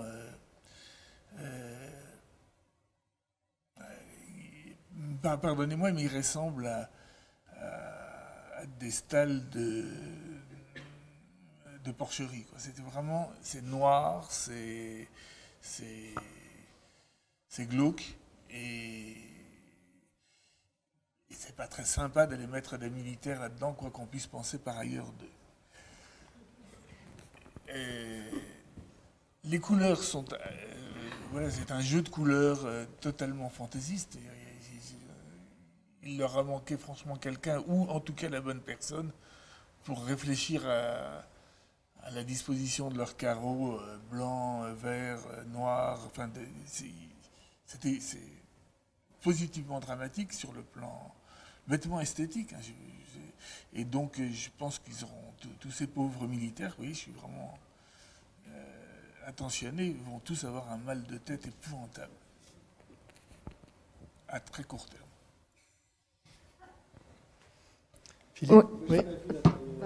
En l'occurrence, ce qu'on peut, ce qu'on peut ajouter, c'est que le ministre a décidé de ne pas venir au ministère. Donc De ne pas y habiter. Il ne travaille pas, il reste à l'hôtel de Brienne, Oui, qui lui ne sera pas... voilà, oui.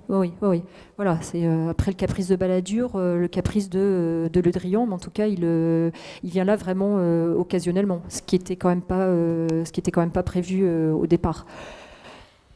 Alors Philippe, il n'a pas vu les intérieurs, mais il peut peut-être parler de l'impact urbain du bâtiment, de sa... Non, mais non, moi j'ai pas grand-chose à dire parce que j'ai pas vu l'intérieur, donc ça n'a pas de grand intérêt.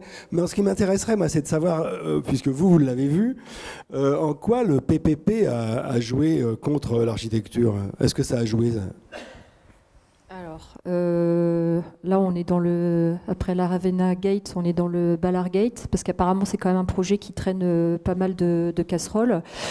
Une chose qui est quand même claire et connue de tous, c'est qu'au départ, donc la façade abstraite, les façades sur rue, donc pas la façade en métal noir pas la façade furtive côté périphérique, mais donc la grande falaise abstraite, à l'origine, ça devait être plutôt du minéral, ça devait être plutôt de la pierre. Or, il se trouve qu'aujourd'hui, c'est différents verts dans des tonalités des tonalités blanches, et donc ça c'est le matériau pierre, c'est quelque chose que les architectes n'ont pas tenu dans le PPP, donc c'est voilà, on sait que en tout cas c'est Bouygues qui a imposé de faire que cette façade minérale devienne une façade de verre, et ensuite les architectes expliquent aussi que dans les choix intérieurs il y a des tas de choses qui leur a échappé, notamment dans le choix des cloisons. Donc ça, ce qu'ils avaient décidé au départ, ça a été changé par Bouygues et ils n'ont pu rien dire. L'aménagement des sanitaires, c'est pareil. Donc on peut imaginer qu'il y a encore d'autres choses qui sont peut-être non connues. Oui, au-delà de comment dirais-je, de ce que les architectes n'ont pas réussi à faire, comme ils disent, il y a quand même un vrai problème spécifique au PPP, c'est-à-dire que je n'ai pas vu un PPP, PP, 2P, 3P, arriver à un projet véritablement intéressant dans les dernières années. On a parlé le stade de Laurent à Bordeaux, ouais. excuse-moi. Ouais. Oui, on a tous dit autour de cette table... D'accord, c'était pas un projet non plus... comment dirais-je, aussi difficile et aussi sensible que celui-là. Mais bon, mettons qu'il y ait celui-là, mais enfin, en gros, c'est quand même consternant que chaque fois qu'il y a un PPP, on se dit même de quoi cette histoire-là va accoucher. Parce que honnêtement, les autres projets qui étaient en lice n'étaient pas non plus absolument géniaux, et il manquait au moins 20 ou 30 projets pour peut-être dégager celui qui aurait été convenable. Enfin, en tout cas, le jour de la visite, il y a des tas de points sur lesquels les architectes disaient « Ah, mais ça a été difficile, ça a été difficile, ça a été difficile, ça a été difficile ». Donc, on imagine que c'est vraiment un projet de compromis et aussi d'abandon. Oui, je crois qu'on ne peut pas nier l'extrême complexité et la difficulté à sortir un projet comme ça avec l'impératif de sécurité et toute la partie secrète dont on n'a pas parlé, tout ce qui est en dessous, qui a même échappé aux architectes, et ça bien naturellement, puisque c'est complètement secret défense. Donc là, on voit bien que les couches sécuritaires et autres m'ont amené, notamment il parlait des poteaux, trumeaux, linteaux, tout à 22 cm d'épaisseur et autres, des impératifs de sécurité pour les structures qui les ont amenés, évidemment, à des choix qui n'auraient pas forcément été les leurs au départ. Donc, non, peut-être, parce qu'après, il a fallu habiller tout ça, on est bien d'accord. Mais là, tu parles du dessin, du design, des choses. Mais ce que je veux dire, c'est qu'il y avait là un cahier des charges. On n'était pas justement dans une université. C'était pas du tout la même chose. Là. Je crois que c'est à prendre en compte, en plus, même si je comprends bien que c'est pas un tout autre design aurait pu être fait, évidemment. Mais je crois qu'il ne faut pas l'oublier. D'ailleurs, ça se voit, là, les poteaux, les machines anti-voitures bélier et autres, on voit bien à quel point la sécurité a été imposée, le dispositif sécurisé par les militaires et par Bouygues, qui était garant de la bonne fin du bâtiment dans les temps. Non, mais c'est vrai, c'est très difficile aussi, parce qu'en fait, effectivement, les bureaux paysagers étaient interdits, donc il fallait faire des bureaux individuels, donc ce qui a impliqué effectivement d'avoir ces circulations centrales. On voit, bon, ils n'auraient pas pu effectivement faire en sorte que dans ces circulations centrales, on ait toujours une vue de référence pour ne pas se perdre, mais bon, ils n'ont pas pu le faire, je ne sais pas. Mais par contre, il y a un truc aussi, c'est que qui a peut-être été, qui fait quand même malgré tout la qualité du projet, même si on peut tout critiquer, hein, c'est le fait que les montagnes comme ça sont des tours qui servent donc à la sortie de la ventilation, puisqu'en fait le bâtiment est théoriquement ventilé naturellement, donc le rez-de-chaussée qui est ouvert donc sert d'appel d'air pour que l'air puisse entrer dans les cours, et puis ensuite donc il s'échappe en plafond pour aller rejoindre les cheminées puis être rejeté en hauteur. Bien, nous allons rester dans la grande échelle avec la reconversion de l'entrepôt McDonald's. Donc c'est l'histoire de la métamorphose d'un géant construit en 1970 en face, en même temps qu'îlot Curial, ça rappellera à certains souvenirs, construit pour Calberson, le long du boulevard McDonald's dans le nord de Paris. Ces entrepôts constituent la plus grande barre de la capitale, 617 mètres de long. Anticipant les besoins futurs, l'architecte Marcel Forest conçoit alors une structure capable de supporter une surélévation de 3 niveaux, entreposé, encore entreposé, entreposé. Mais pouvait-il imaginer que ce bâtiment socle servirait de base à un tout autre scénario ? Exit l'entreposage, place au logement, aux bureaux et à l'équipement public. 23 bâtiments, une opération d'1 milliard d'euros, une pièce de patrimoine industriel qui aspire à devenir un morceau de ville à part entière. C'est ça l'aventure de McDonald's. Donc c'est un entrepôt XXL, projet sur la grande échelle, qui, assurant le passage du monofonctionnel au multifonctionnel, n'était pas sans rappeler dans ses enjeux la mutation exceptionnelle du Lingotto à Turin par Enzo Piano, mais la comparaison s'arrêtera là. Car à Paris, l'essentiel est en superstructure. Il s'agissait d'imaginer le toit comme un support de ville. Je cite là les architectes. On notera qu'il n'y avait pas vraiment d'attachement patrimonial comme pour la halle Fraissinet sur Seine-Rive Gauche, autre ouvrage de grande échelle monofonctionnel. Une fois vidé, l'entrepôt McDonald's offrait le paysage d'une forêt de poteaux à perte de vue, selon la trame d'un poteau tous les 6 mètres. Imaginez la scène, je crois qu'il y a l'image. Et certains ont même dit que cette structure, il eût fallu la démolir. Mais voilà.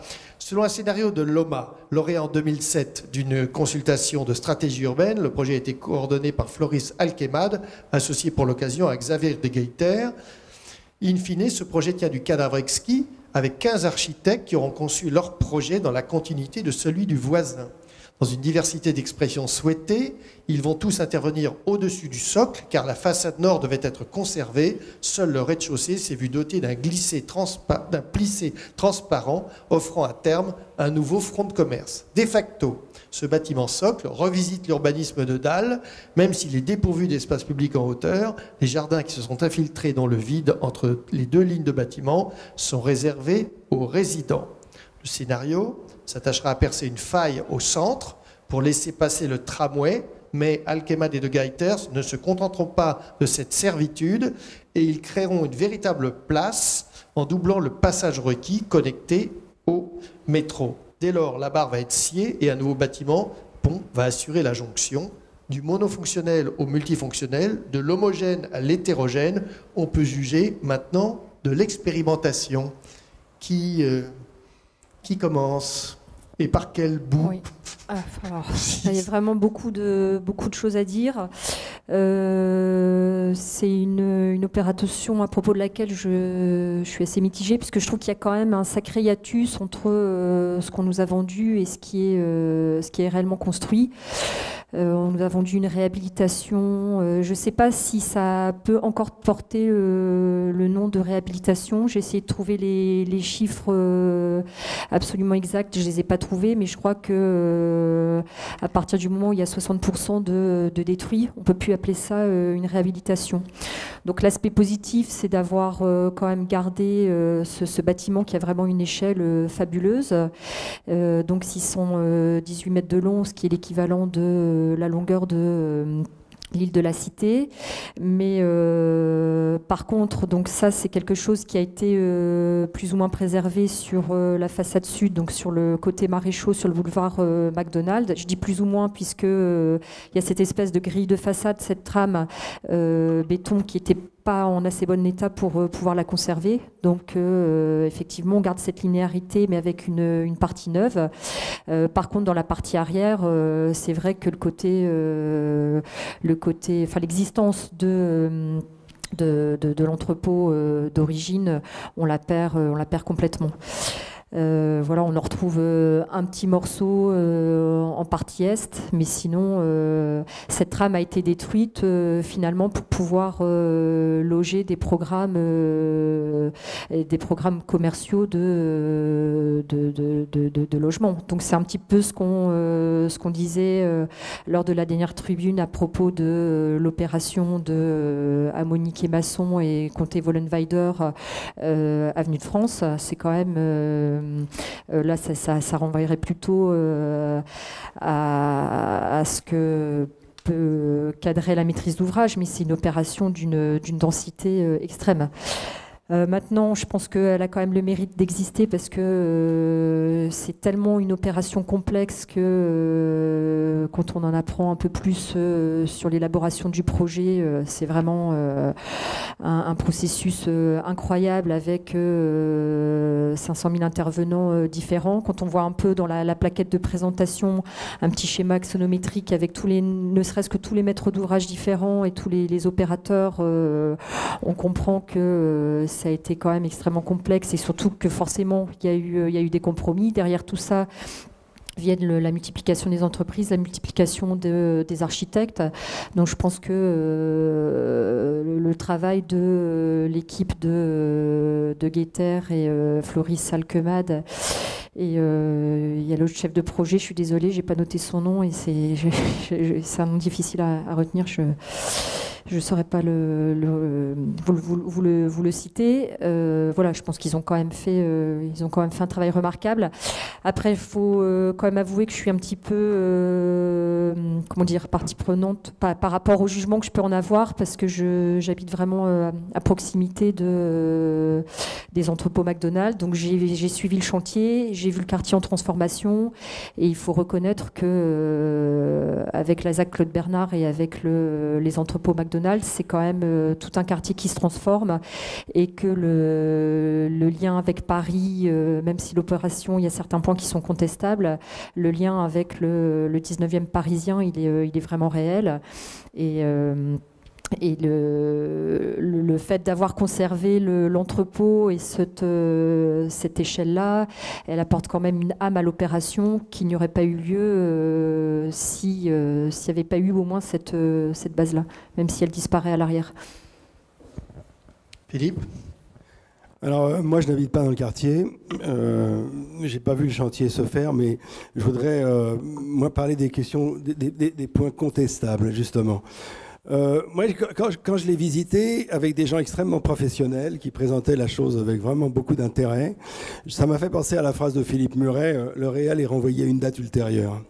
J'avais l'impression que les gens étaient tellement grisés par la complexité du montage administratif, financier, etc., que le résultat, finalement, il comptait moins que d'avoir réussi à le faire. Alors c'est vrai, je suis persuadé que c'est... Parce qu'il y a quand même une performance là. Ah oui, la performance administrative, elle existe. Ça, c'est incontestable. Je dirais même qu'elle est construite. Parce que le problème, il est là. C'est que on a quand même encore devant les yeux une barre de 617 mètres de long, dont on sait quand même que quand il a été question sur les maréchaux d'essayer de la briser quand même par des porte-à-faux, etc., ces porte-à-faux ont été réduit pour des raisons de coût, etc. Et que surtout, l'autre façade, qu'en fait, ce qui s'est passé, c'est que la façade avant, qui était sur les maréchaux, est devenue la façade arrière.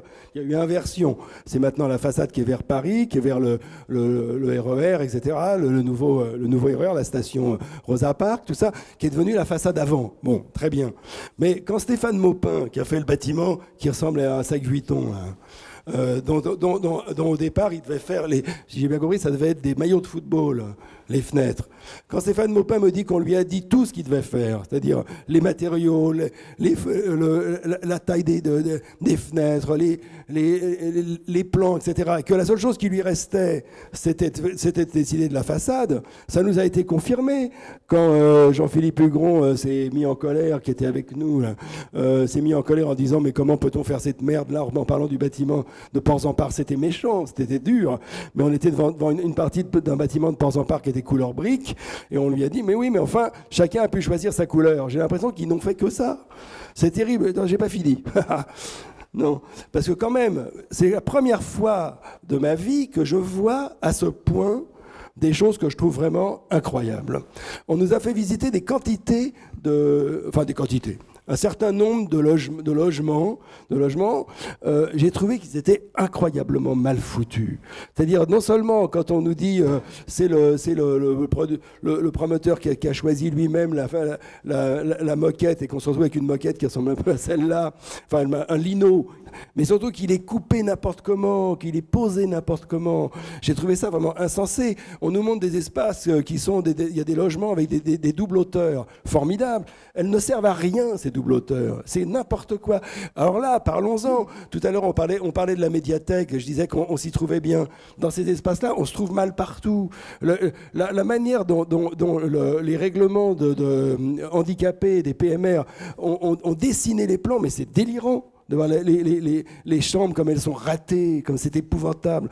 Donc franchement, et il y a encore une autre chose quand même que j'ai trouvé vraiment choquante, c'était la façon dont on a pu voir la différence, mais énorme, entre les appartements qui étaient en location et ceux qui étaient à vendre.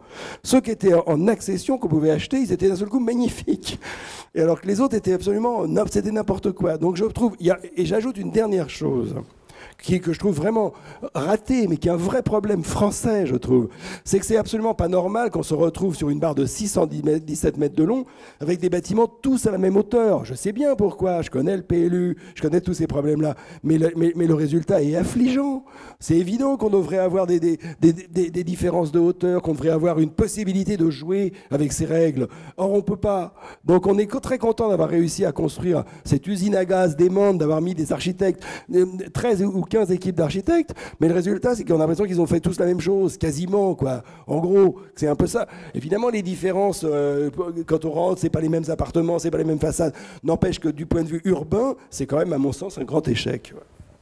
Oui, moi aussi, je suis d'accord. C'est pas concluant. Effectivement, tu as raison, quand on nous présente l'opération, on nous la présente comme une victoire, parce qu'effectivement, il y a plusieurs, disons, investisseurs qui ont réussi à se superposer. Donc, il y en a un qui a le sous-sol, l'autre qui a le rez-de-chaussée, l'autre qui a les étages. Voilà, donc, mais par contre, voilà, c'est ça un petit peu la folie d'aujourd'hui. C'est-à-dire qu'au lieu de parler d'architecture, on parle donc effectivement d'investissement. Comme par exemple, je reviens là-dessus, à l'Arsenal, au lieu de parler donc d'architecture, on va parler donc de développement durable et on va parler de je ne sais pas quoi, de façade verte. Voilà, il y a vraiment un réel problème aujourd'hui. Et c'est vrai que le projet il est raté parce que quand on regarde le livre de Mathieu Mercuriali et on voit effectivement les premières hypothèses, Doma, il y en a 1000 quoi. Enfin, il n'y en a pas 1000, il y en a, je sais pas, une cinquantaine. Donc beaucoup avec des diversités de hauteur. Voilà, elles sont toutes, voilà, beaucoup de diversités de hauteur, elles sont toutes géniales, quoi, voilà. Et pourquoi on arrive là? Et en plus, ce qui est fou, c'est que voilà, on fait toujours la même chose à Paris, c'est-à-dire qu'à côté, c'est la ZAC, je ne sais pas comment elle s'appelle, voilà, Côte Bernard. Alors, Côte Bernard, il y a une barre avec, donc au nord, avec le périphérique derrière, et après des plots devant. Et puis là, c'est la même chose, quoi. Il y a une barre donc côté boulevard des Maréchaux, et après donc il y a des plots, encore des plots, quoi. Voilà. Tout ce qu'on a pu faire. Enfin, les plots, c'était les années 80. Ça serait pas mal qu'on fasse autre chose, quoi. Alors justement, ce qui est intéressant, c'est que tu as parlé de ZAC, c'est que là, c'est pas une ZAC, et c'est un bâtiment. Oui, d'accord. Non, oui, mais d'accord. Mais c'est intéressant que quelque part on trouve notre modèle, voilà. Et bon, et puis on fait en plus l'idée comme ça d'infrastructure. On nous parle d'infrastructure de partout, mais en fait, l'infrastructure, c'est vrai qu'on la voit plus, quoi. Elle a complètement disparu. Hein, parce que dire que le rez-de-chaussée avec la façade vitrée qui va unifier le bâtiment, c'est une folie, quoi. Hein, cette façade vitrée en éventail, on la voit même pas. De toute façon, elle va disparaître complètement parce que derrière cette façade vitrée, il va y avoir des commerces, il va y avoir des enseignes. Donc voilà, le bâtiment, il a complètement perdu son unité. Et puis effectivement, donc c'est un collage. Donc bon, pourquoi pas, il a un intérêt, c'est vrai, parce qu'il y a la proue qui a été faite par Puma, voilà, avec le logement. Mais là encore, c'est aberrant, parce que là, on arrive à superposer donc les investisseurs. On aurait pu imaginer, bon, je sais que c'est presque impossible, hein, mais que là, ça aurait été vraiment une vraie victoire, hein, de superposer les programmes, voilà, qui est commerce, qui est bureau, qui est logement par-dessus, par exemple. Mais là, non. Puisqu'en fait, les programmes, ils sont superposés, mais horizontalement. C'est-à-dire qu'il y a les équipements parisiens, après il y a les bureaux, et après il y a une résidence étudiante, et après il y a le logement. Donc oui, là c'est presque de l'arnaque quelque part, voilà, parce qu'on nous propose quelque chose, et puis on n'a pas ce qu'on veut à la fin, quoi. Et puis bon, voilà, pour le côté infrastructurel, moi je me rappelle par exemple du projet de MVRDV à Lyon. Voilà, là c'est effectivement ils ont vraiment voulu faire le monolithe à confiance. Le monolithe, voilà, ça c'est un vrai monolithe. Voilà, il a un impact, il est fascinant, il est formidable. En plus, peut-être les gens ne sont pas d'accord avec moi, mais bon, moi ce bâtiment je le trouve super intéressant. Là, parce qu'il y a une vraie concertation, c'est-à-dire que les architectes, ils ont même disons les plus individualistes, comme Combarel ou la fille, je ne me rappelle pas de son nom, bon, peu importe. Manuel Gautran, voilà. Même les plus individualistes, ils ont joué le jeu, et donc voilà, tout d'un coup, on est dans une grande dimension, dans une masse, quoi. Et c'est vrai que ça fait plaisir d'être dans une masse, voilà, hein, d'écraser les autres, être vraiment dans un truc hyper important, hyper imposant. Oui, on est content là-dedans, voilà. Et là, l'effet de masse, il est complètement explosé, voilà.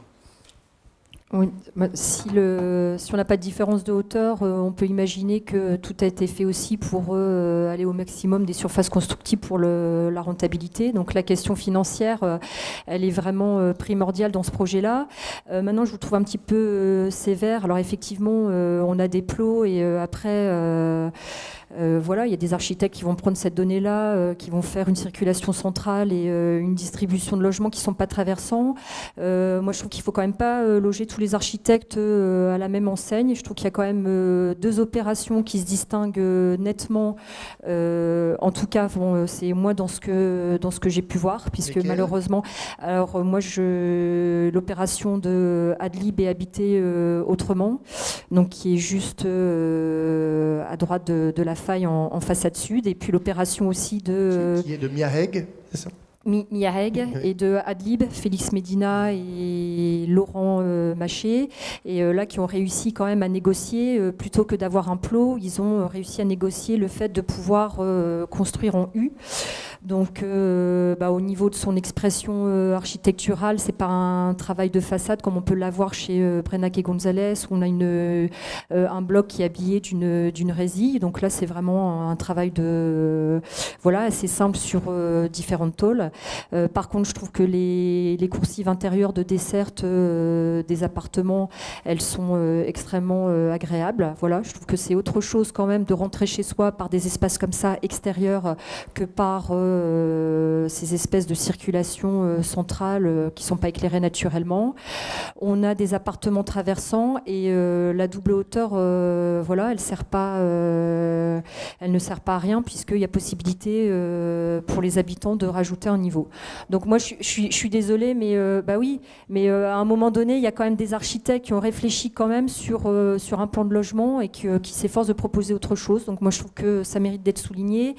Et ensuite, moi, j'aime beaucoup l'opération de Raphaël Ondelat et Mathieu Laporte, qui eux ont négocié, plutôt que d'avoir un plot, Ils ont réussi à négocier le fait de construire en anneaux. Donc c'est pareil, on a des dessertes par des coursives extérieures. On a des typologies extrêmement variées avec au dernier étage des petites maisons avec des grandes terrasses. Et là, je trouve qu'il y a vraiment un questionnement sur l'habité qu'il n'y a pas dans d'autres opérations. Je note que tu ne parles pas de la résidence étudiant de l'AUC, parce que c'est leur premier bâtiment en fait. Alors là, je suis vraiment désolée, mais moi j'ai pas pu la voir puisque le jour de la visite, il y avait 60 journalistes. On a fait, là je trouve que c'est un petit peu contestable. Moi j'avais pas bien compris en plus, donc on a pu voir qu'une partie des opérations. Donc voilà, moi il y en a certaines que j'ai visitées, d'autres que j'ai pas visitées. Donc je me prononcerai pas sur l'opération d'AUC puisque je ne l'ai pas visitée. Et maintenant oui. Et on n'a pas vu non plus, on n'a pas fait complètement le tour de bâtiment. Donc c'est vrai que côté sud, il y a la partie, alors c'est la partie ouest qui est beaucoup plus belle que la partie est quand même. Les parties arrière du Kouma, elles sont quand même pas très. Il n'y a pas beaucoup, comme c'est le terme à la mode en ce moment. Il n'y a pas beaucoup d'aménités urbaines. Hein, les façades en rez-de-chaussée, elles sont quand même sacrément autistes. Et puis il y a aussi toute une partie en béton qui me semble assez ratée. Donc Richard. Oui, voilà, moi en fait, j'aime pas, non, ça m'intéresse pas, quoi. Moi ce que j'aime c'est la pensée, c'est les dispositifs qui fonctionnent, voilà. Et là c'est vrai que les bâtiments, quand on les regarde, d'ailleurs pas sur place, mais quand on les regarde dans les publications, par exemple le bâtiment de Gigonne et Guyère par exemple, il paraît vachement beau, quoi, c'est vrai, vachement intéressant. Mais quand on va sur place, on le voit pas parce que toutes ces expressions complètement débridées, elles s'annihilent les unes les autres. Voilà, donc franchement... à quoi bon, voilà. À quoi bon, même le bâtiment de Clouche, enfin je ne sais pas, je l'ai visité en chantier, c'est vrai que lui il a un intérêt parce que justement il est pas en conflit, il n'est pas en compétition avec d'autres bâtiments parce il jouxte donc la partie publique, hein, et puis il vient effectivement chercher la lumière. Donc quelque part on pourrait dire, bon lui il s'en tire le mieux finalement parce qu'il ne se met pas en compétition avec un autre bâtiment. Philippe ? Oui, non, puisqu'on parle du bâtiment, tu parles du bâtiment de Jamel Clouche, nous on l'a visité, bon, ce sont des résidences étudiantes, c'est vrai que c'est intelligent, c'est intéressant le coup des couloirs ondulants, tout le travail sur les couleurs qu'il a utilisées, etc. Mais tout ça, c'est vraiment, hélas, mais c'est du détail au fond. C'est vrai que le bâtiment fait par Raphaël Ondelat, il est bien, il m'a fait penser, j'ai l'impression que c'est une copie du bâtiment de Stéphane Maupin rue Robière. J'ai l'impression que c'est même étonnant. On dirait que c'est le même. Bon, mais encore une fois, tout ça, le problème, c'est l'impact urbain, et c'est surtout je trouve, hein, la désolation de combien 10 années de travail, 10 années au moins de réflexion pour arriver à un truc qui finalement est très décevant, quoi, parce que finalement, si c'est pour faire des quartiers de ville aussi qui sont on dirait qu'on est, c'est étonnant parce que c'est des plots. Mais pourtant, ils sont jointifs. C'est quand même nouveau, parce que contrairement à ce qu'on a fait à Boulogne, là, au quartier du Trapèze, c'est ça, où là, il n'y a que des plots qui sont tous séparés. Je me disais, au moins là, ça y est, on a refait une rue. Mais non, elle ne fonctionne pas, c'est pas vrai. On a une espèce de falaise avec tout à la même hauteur. On a refait en plus petit ce qu'on a fait sur le front de Seine, quoi. C'est bien pour ça que je parlais d'urbanisme de dalle, c'est une façon de le revisiter. Donc là, ça c'est conceptuel, ça, Richard, là-dessus. Toi qui... Non, mais c'est vrai qu'il y a des choses, malgré tout, effectivement, le fait que... Bon, c'est tout le sous-sol qui est intéressant, les parkings, et puis les entrées de parking qui sont conçues un petit peu comme des entrées de métro, des entrées très urbaines, des portes souterraines. Il y a des choses qui sont assez belles, c'est vrai, la manière dont ils ont réutilisé, effectivement, donc, toute la desserte souterraine de l'infrastructure. Tout ça, malgré tout, c'est très positif, quoi, voilà. Le fait que le tramway traverse l'opération, tout ça c'est intéressant. Tout ça c'est intéressant, c'est vrai. Il y a quand même quelque chose, bien sûr. Mais après il y a des choses qui sont, je crois, franchement terrifiantes. Par exemple, les façades de... Oh, il va me détester jusqu'à la fin de sa vie, mais les façades de il ne sera pas, oui, c'est vrai, il n'est pas là, puis de toute façon personne ne le saura. Puis, de toute façon, il est entre nous, donc, mais les façades de Xavier de Guettard, voilà, on dirait des meubles de bureau, Et encore, c'est intéressant justement parce que, voilà, effectivement, comme ils n'ont pas pu véritablement trouver une diversité programmatique, donc il y a des bâtiments comme celui de De Guetter et puis celui de Smets, notre Belge, hein, qui ressemblent donc à des bureaux. Donc effectivement, c'est impressionnant quand on arrive là parce qu'on a l'impression effectivement qu'il y a une mixité programmatique. Mais en fait, dans la façade de bureau, il va y avoir un landau, un vélo, un drassal, quoi. Vous voyez? Donc c'est vraiment consternant. Excusez-moi. Alors Frédéric, je sais que tu n'as pas visité les logements de l'intérieur, mais sur le plan de la stratégie urbaine, parce que c'était un concours de stratégie urbaine, qu'est-ce que ce genre d'opération... Je n'ai fait qu'une fois le tour du bâtiment et j'ai dit ça suffit. Prends le micro. Oui, je n'ai fait qu'une fois le tour du bâtiment et je me suis dit ça suffit maintenant. C'est quand même... Je suis rentré ça fait déjà 1,2 km de faire le tour. Voilà, donc c'est un peu long.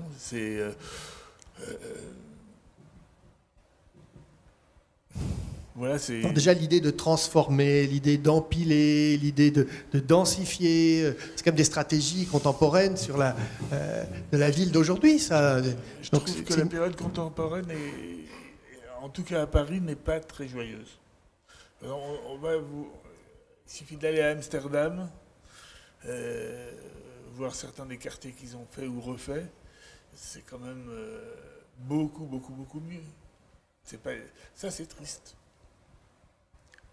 Oui, mais alors, à quoi ça tient? Parce que là, c'est justement l'OMA qui fait la stratégie, c'est quelqu'un de l'OMA qui ensuite quitte l'OMA pour diriger l'opération avec Xavier Geiter, il s'associe, donc c'est quand même des très très bons architectes il y a une pléiade d'architectes, ils sont 15, chacun... Donc là, où serait le problème? Exactement comme dans les grands concerts, quand on cherche à avoir que des premiers violons géniaux, des pianistes incroyables, c'est pas ça qui fait la qualité. Trop de solistes alors, si je comprends bien. Trop de solistes et trop de solistes avec des noms et des égos un peu présents, on va dire. À quoi ça sert, cette espèce de pseudo-diversité? Parce que c'est quand même une pseudo-diversité. Elle était demandée justement par l'OMA. C'était une expérimentation sur la diversité aussi. Sur la densité et sur la diversité.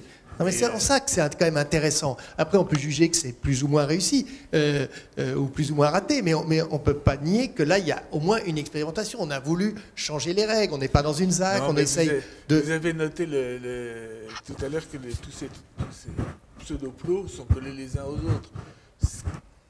Ça rend tout de suite la diversité improbable. On ne peut pas imaginer un système de différence, voilà, c'est du... Il aurait fallu appeler Haussmann, peut-être qu'il aurait rectifié l'ensemble en ajoutant des balcons, mais là, je n'y crois pas trop, quoi. Mais à l'intérieur, peut-être que c'est très bien. Hein. Avant que je vous demande quels sont vos coups de gueule ou vos coups de cœur, y aurait-il une ou deux questions? Une remarque sur la grande échelle, sur la...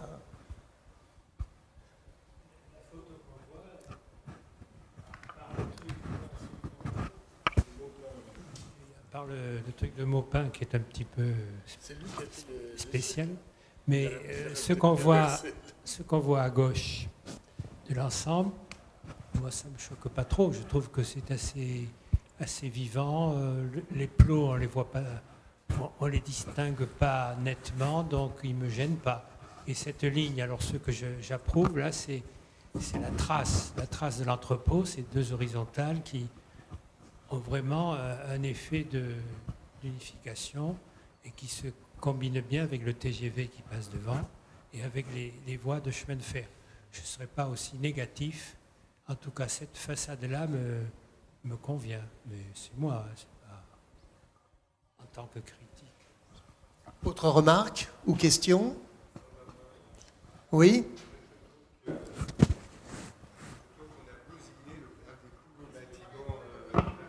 Bâtiment industriel de Paris, voilà, c'est tout. Avec une façade de 600 mètres qui était magnifique. Donc on l'a bousillé, c'est tout.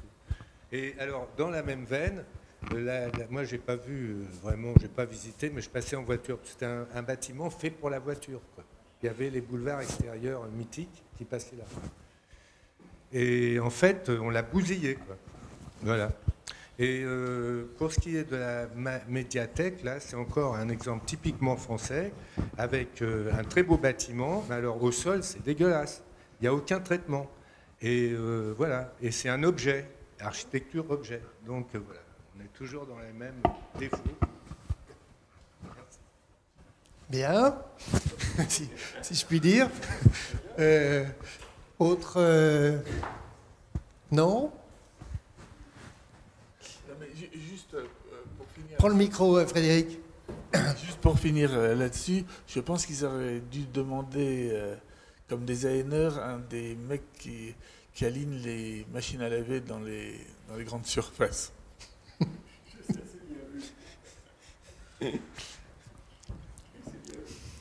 Bien, alors, coup de gueule ou coup de cœur?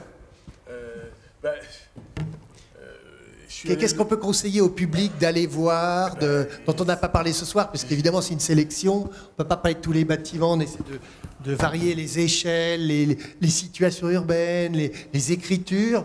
Je parlais de Vézelay tout à l'heure, par exemple. Ils ont construit c'est Quiro l'architecte, je crois. Et ils ont construit un centre de santé très modeste.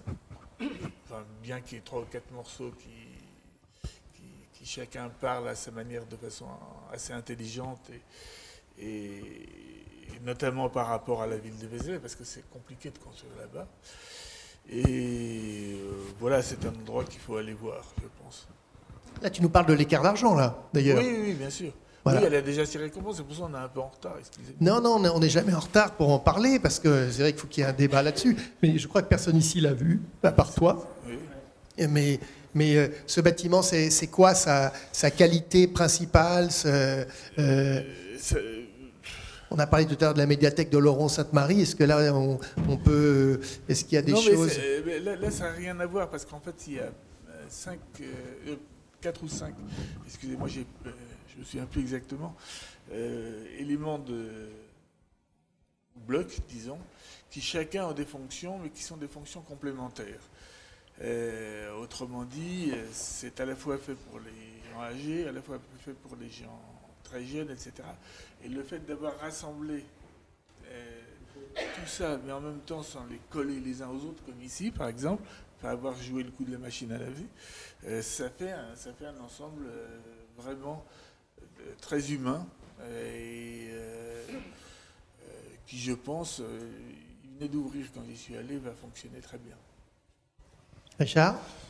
Oui, mais moi je parle, je ne sais pas si on en parlera, mais je vais parler du bâtiment de François Chauchon à Strasbourg, là, la réhabilitation qu'il a faite donc, près de Strasbourg, sur une île industrielle, donc une commune industrielle donc, de la banlieue de Strasbourg, dans un paysage mais totalement magnifique. Hein, je crois que la rivière s'appelle l'Île. Hein, donc il y a le bâtiment qu'il a dû réhabiliter, puis il y en a d'autres. Et voilà. Bon, ce qui m'intéresse, moi, c'est chez Chauchon, justement, c'est que voilà, peut-être jusqu'à la caricature. Voilà. Lui, c'est un auteur. Là. Il se fait vraiment comme un auteur. Il veut vraiment faire des œuvres. Et en plus, ce qui est trop génial, c'est que ces bâtiments, ils lui ressemblent. Voilà, vous voyez, parce qu'il est un peu gros comme ça. Il se met un petit peu en avant. Il veut toujours qu'on le regarde. Il veut vraiment.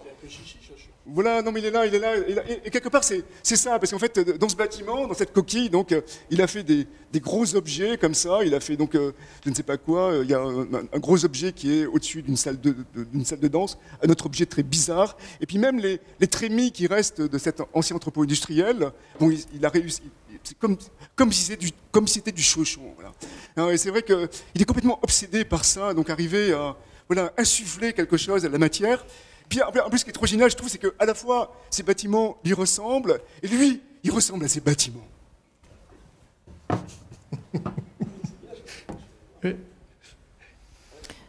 Oui, moi c'est comme nous parlions tout à l'heure de Ballard, donc qui est construit sur pilotis et que tu faisais référence à Albert. J'engage tout le monde à aller voir la dernière partie de réhabilité de Jussieu qui a été menée par Architecture Studio. Au point de vue de l'architecture même, voilà, c'est chacun fera son choix, on aime ou on n'aime pas, mais en tout cas, au point de vue des idées développées par rapport à l'existant, je trouve que c'est extrêmement intelligent. Le fait d'être venu creuser les patios pour amener de la lumière dans les parties inférieures, le fait d'ouvrir sur la rue, je trouve que c'est une grande réussite. Alors malheureusement, c'est la partie qui a été menée par Reichen et Roberts il y a quelques années avec la grande pente vers la rue, elle est aujourd'hui fermée à cause de Vigipirate. Donc ça, c'est quand même dommage. Donc c'est maintenant grillagé. De même que le bâtiment, on ne peut plus rentrer par l'entrée principale, on passe par une petite entrée puisqu'on est fouillé à l'entrée. Mais en tout cas, je pense que le repérage était quand même pas si facile au départ dans ce bâtiment-là. Mais là, avec les diverses interventions, voilà, on a un tout autre vécu de ce bâtiment-là. On s'y déplace beaucoup plus facilement. Il y a un endroit où il y a 2 patios qui ont été creusés. Il y a une bibliothèque qui vient en dessous. On aperçoit l'activité de la bibliothèque par le haut. Je trouve ça extrêmement intelligent par rapport au bâtiment de départ. C'est vraiment un plus. Philippe ? Écoute, moi, je vais faire un truc très cirpompe parce que je vais parler d'un bâtiment qu'on a vu grâce à vous. Je parle de la Cité, puisqu'on a fait un petit voyage de presse au Portugal. Et on a vu ce bâtiment, tu vas me rappeler de qui, parce que j'oublie toujours, moi, les 2 frères, le bâtiment de Aires Mateus. Voilà, les 2, et le bâtiment de l'électricité de Lisbonne.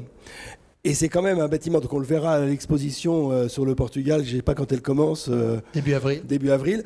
Et j'ai trouvé que c'était quand même un bâtiment extrêmement étonnant. D'abord, c'est un bâtiment d'angle, un bâtiment qui reprend un peu d'une démarche à l'apéro, c'est-à-dire avec un élément structurel, métallique, mais répété sans cesse, et qui a une force absolument stupéfiante. Je me suis d'ailleurs demandé comment est-ce qu'un bâtiment comme ça aurait pu rentrer dans ce qu'on a vu là, dans la barre McDonald's.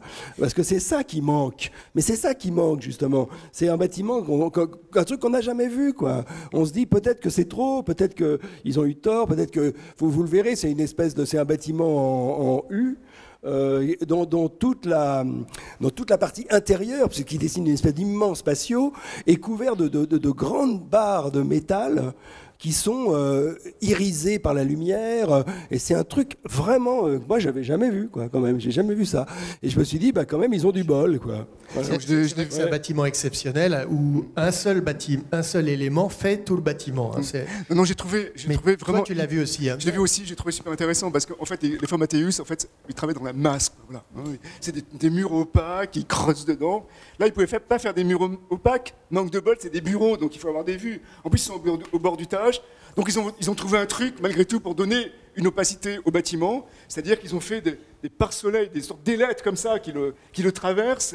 Et qu'on a l'impression que le bâtiment, il est constitué d'ailettes, qu'il est traversé de part en part par des ailettes, si vous voulez, voyez. Donc ça lui donne une masse. Et après, effectivement, ils ont creusé dedans, puisqu'ils ont creusé donc, sous la cour, et ça donne une sorte de pergola. Et après, ils creusent encore dans le sol, puisque l'entrée se fait par le sol. Et c'est par le sol donc qu'on peut rentrer ensuite dans les 2 ailes. Donc c'est vrai que c'est quelque chose d'exceptionnel, parce que quelque part, ils ont été poussés à leur limite. Voilà. Ouais, et pourtant, c'est en zone hypersensible, avec des vues sur la vieille ville, etc. Donc très compliqué de s'installer là. Et quand même, quoi, ils ont une liberté, apparemment, qu'on n'a pas ici, quoi. C'est quand même ça le problème. En tout cas, ils l'ont prise et puis ils ont décidé, parce que ça, c'était pas du tout au programme, de créer un espace public, donc d'offrir un espace public qui n'était pas dans la commande. Donc parce qu'ils voulaient absolument qu'il y ait une sorte de porosité vers le Tage, puisque c'est tout au bord quasiment au bord du fleuve. Et ça, c'est une stratégie. Donc que le bâtiment soit générateur d'espace public. Alors moi, mon coup de cœur, il sera justement de l'ordre de l'espace public, parce qu'on en parle si peu. Donc je vais plus vous parler du vide que du plein. et je vais vous parler du parvis de la cathédrale de Reims, monument s'il en est, où un architecte espagnol, Lina Sazoro, a fait un travail tout à fait intéressant, où ne se limitant pas à un seul pavage, a fait vraiment un travail de topographie pour avaler tout ce qui peut polluer un espace public, c'est-à-dire du mauvais mobilier. Alors certes, il y a des très très bons designers, la question n'est pas là, mais justement ne pas tomber dans l'over-design, que ce soit dans une question de justement où le tapis devient structure pour que les gens s'assoient très naturellement. Je trouve que là, qu'il y a un geste à la fois de beauté et de simplicité face au monument sublime que tout le monde vient voir. Donc voilà, le parvis de Notre-Dame, oui, quelque part, Notre-Dame de Reims. Voilà. Je peux rajouter une chose, pardon. En fait, ce que je trouve intéressant en général dans les bâtiments contemporains, c'est que les parvis, donc, ils sont aspirés par les bâtiments, ils sont à l'intérieur des bâtiments. Et là, effectivement, donc, on fait plus de cathédrales avec des parvis. Et effectivement, aujourd'hui, le parvis de R.S. Matthäus, il est dans le bâtiment, quoi. Il est vraiment creusé, hein, dans la masse, même si elle est presque, elle a très peu de substance, mais il est creusé dans la masse du bâtiment. Et c'est vrai que on voit ça depuis des années, hein, bien sûr, mais c'est vraiment, je pense, une des constantes de l'architecture de ces 30 dernières années. On a ça à l'Arche de la Défense, on a ça à la bibliothèque de Perrault. C'est le parvis qui est intégré, qui est dans le bâtiment, et pas devant le bâtiment. Très bien, je vais remercier nos amis critiques. Je vais vous remercier pour votre attention et vous donner rendez-vous le 14 avril. Prochain pour notre prochain rendez-vous où nous parlons notamment de Unterlinden, c'est ce musée de Herzog et de Meuron à Colmar. Mais voilà, la suite, vous l'apprendrez par le net. Merci à tous.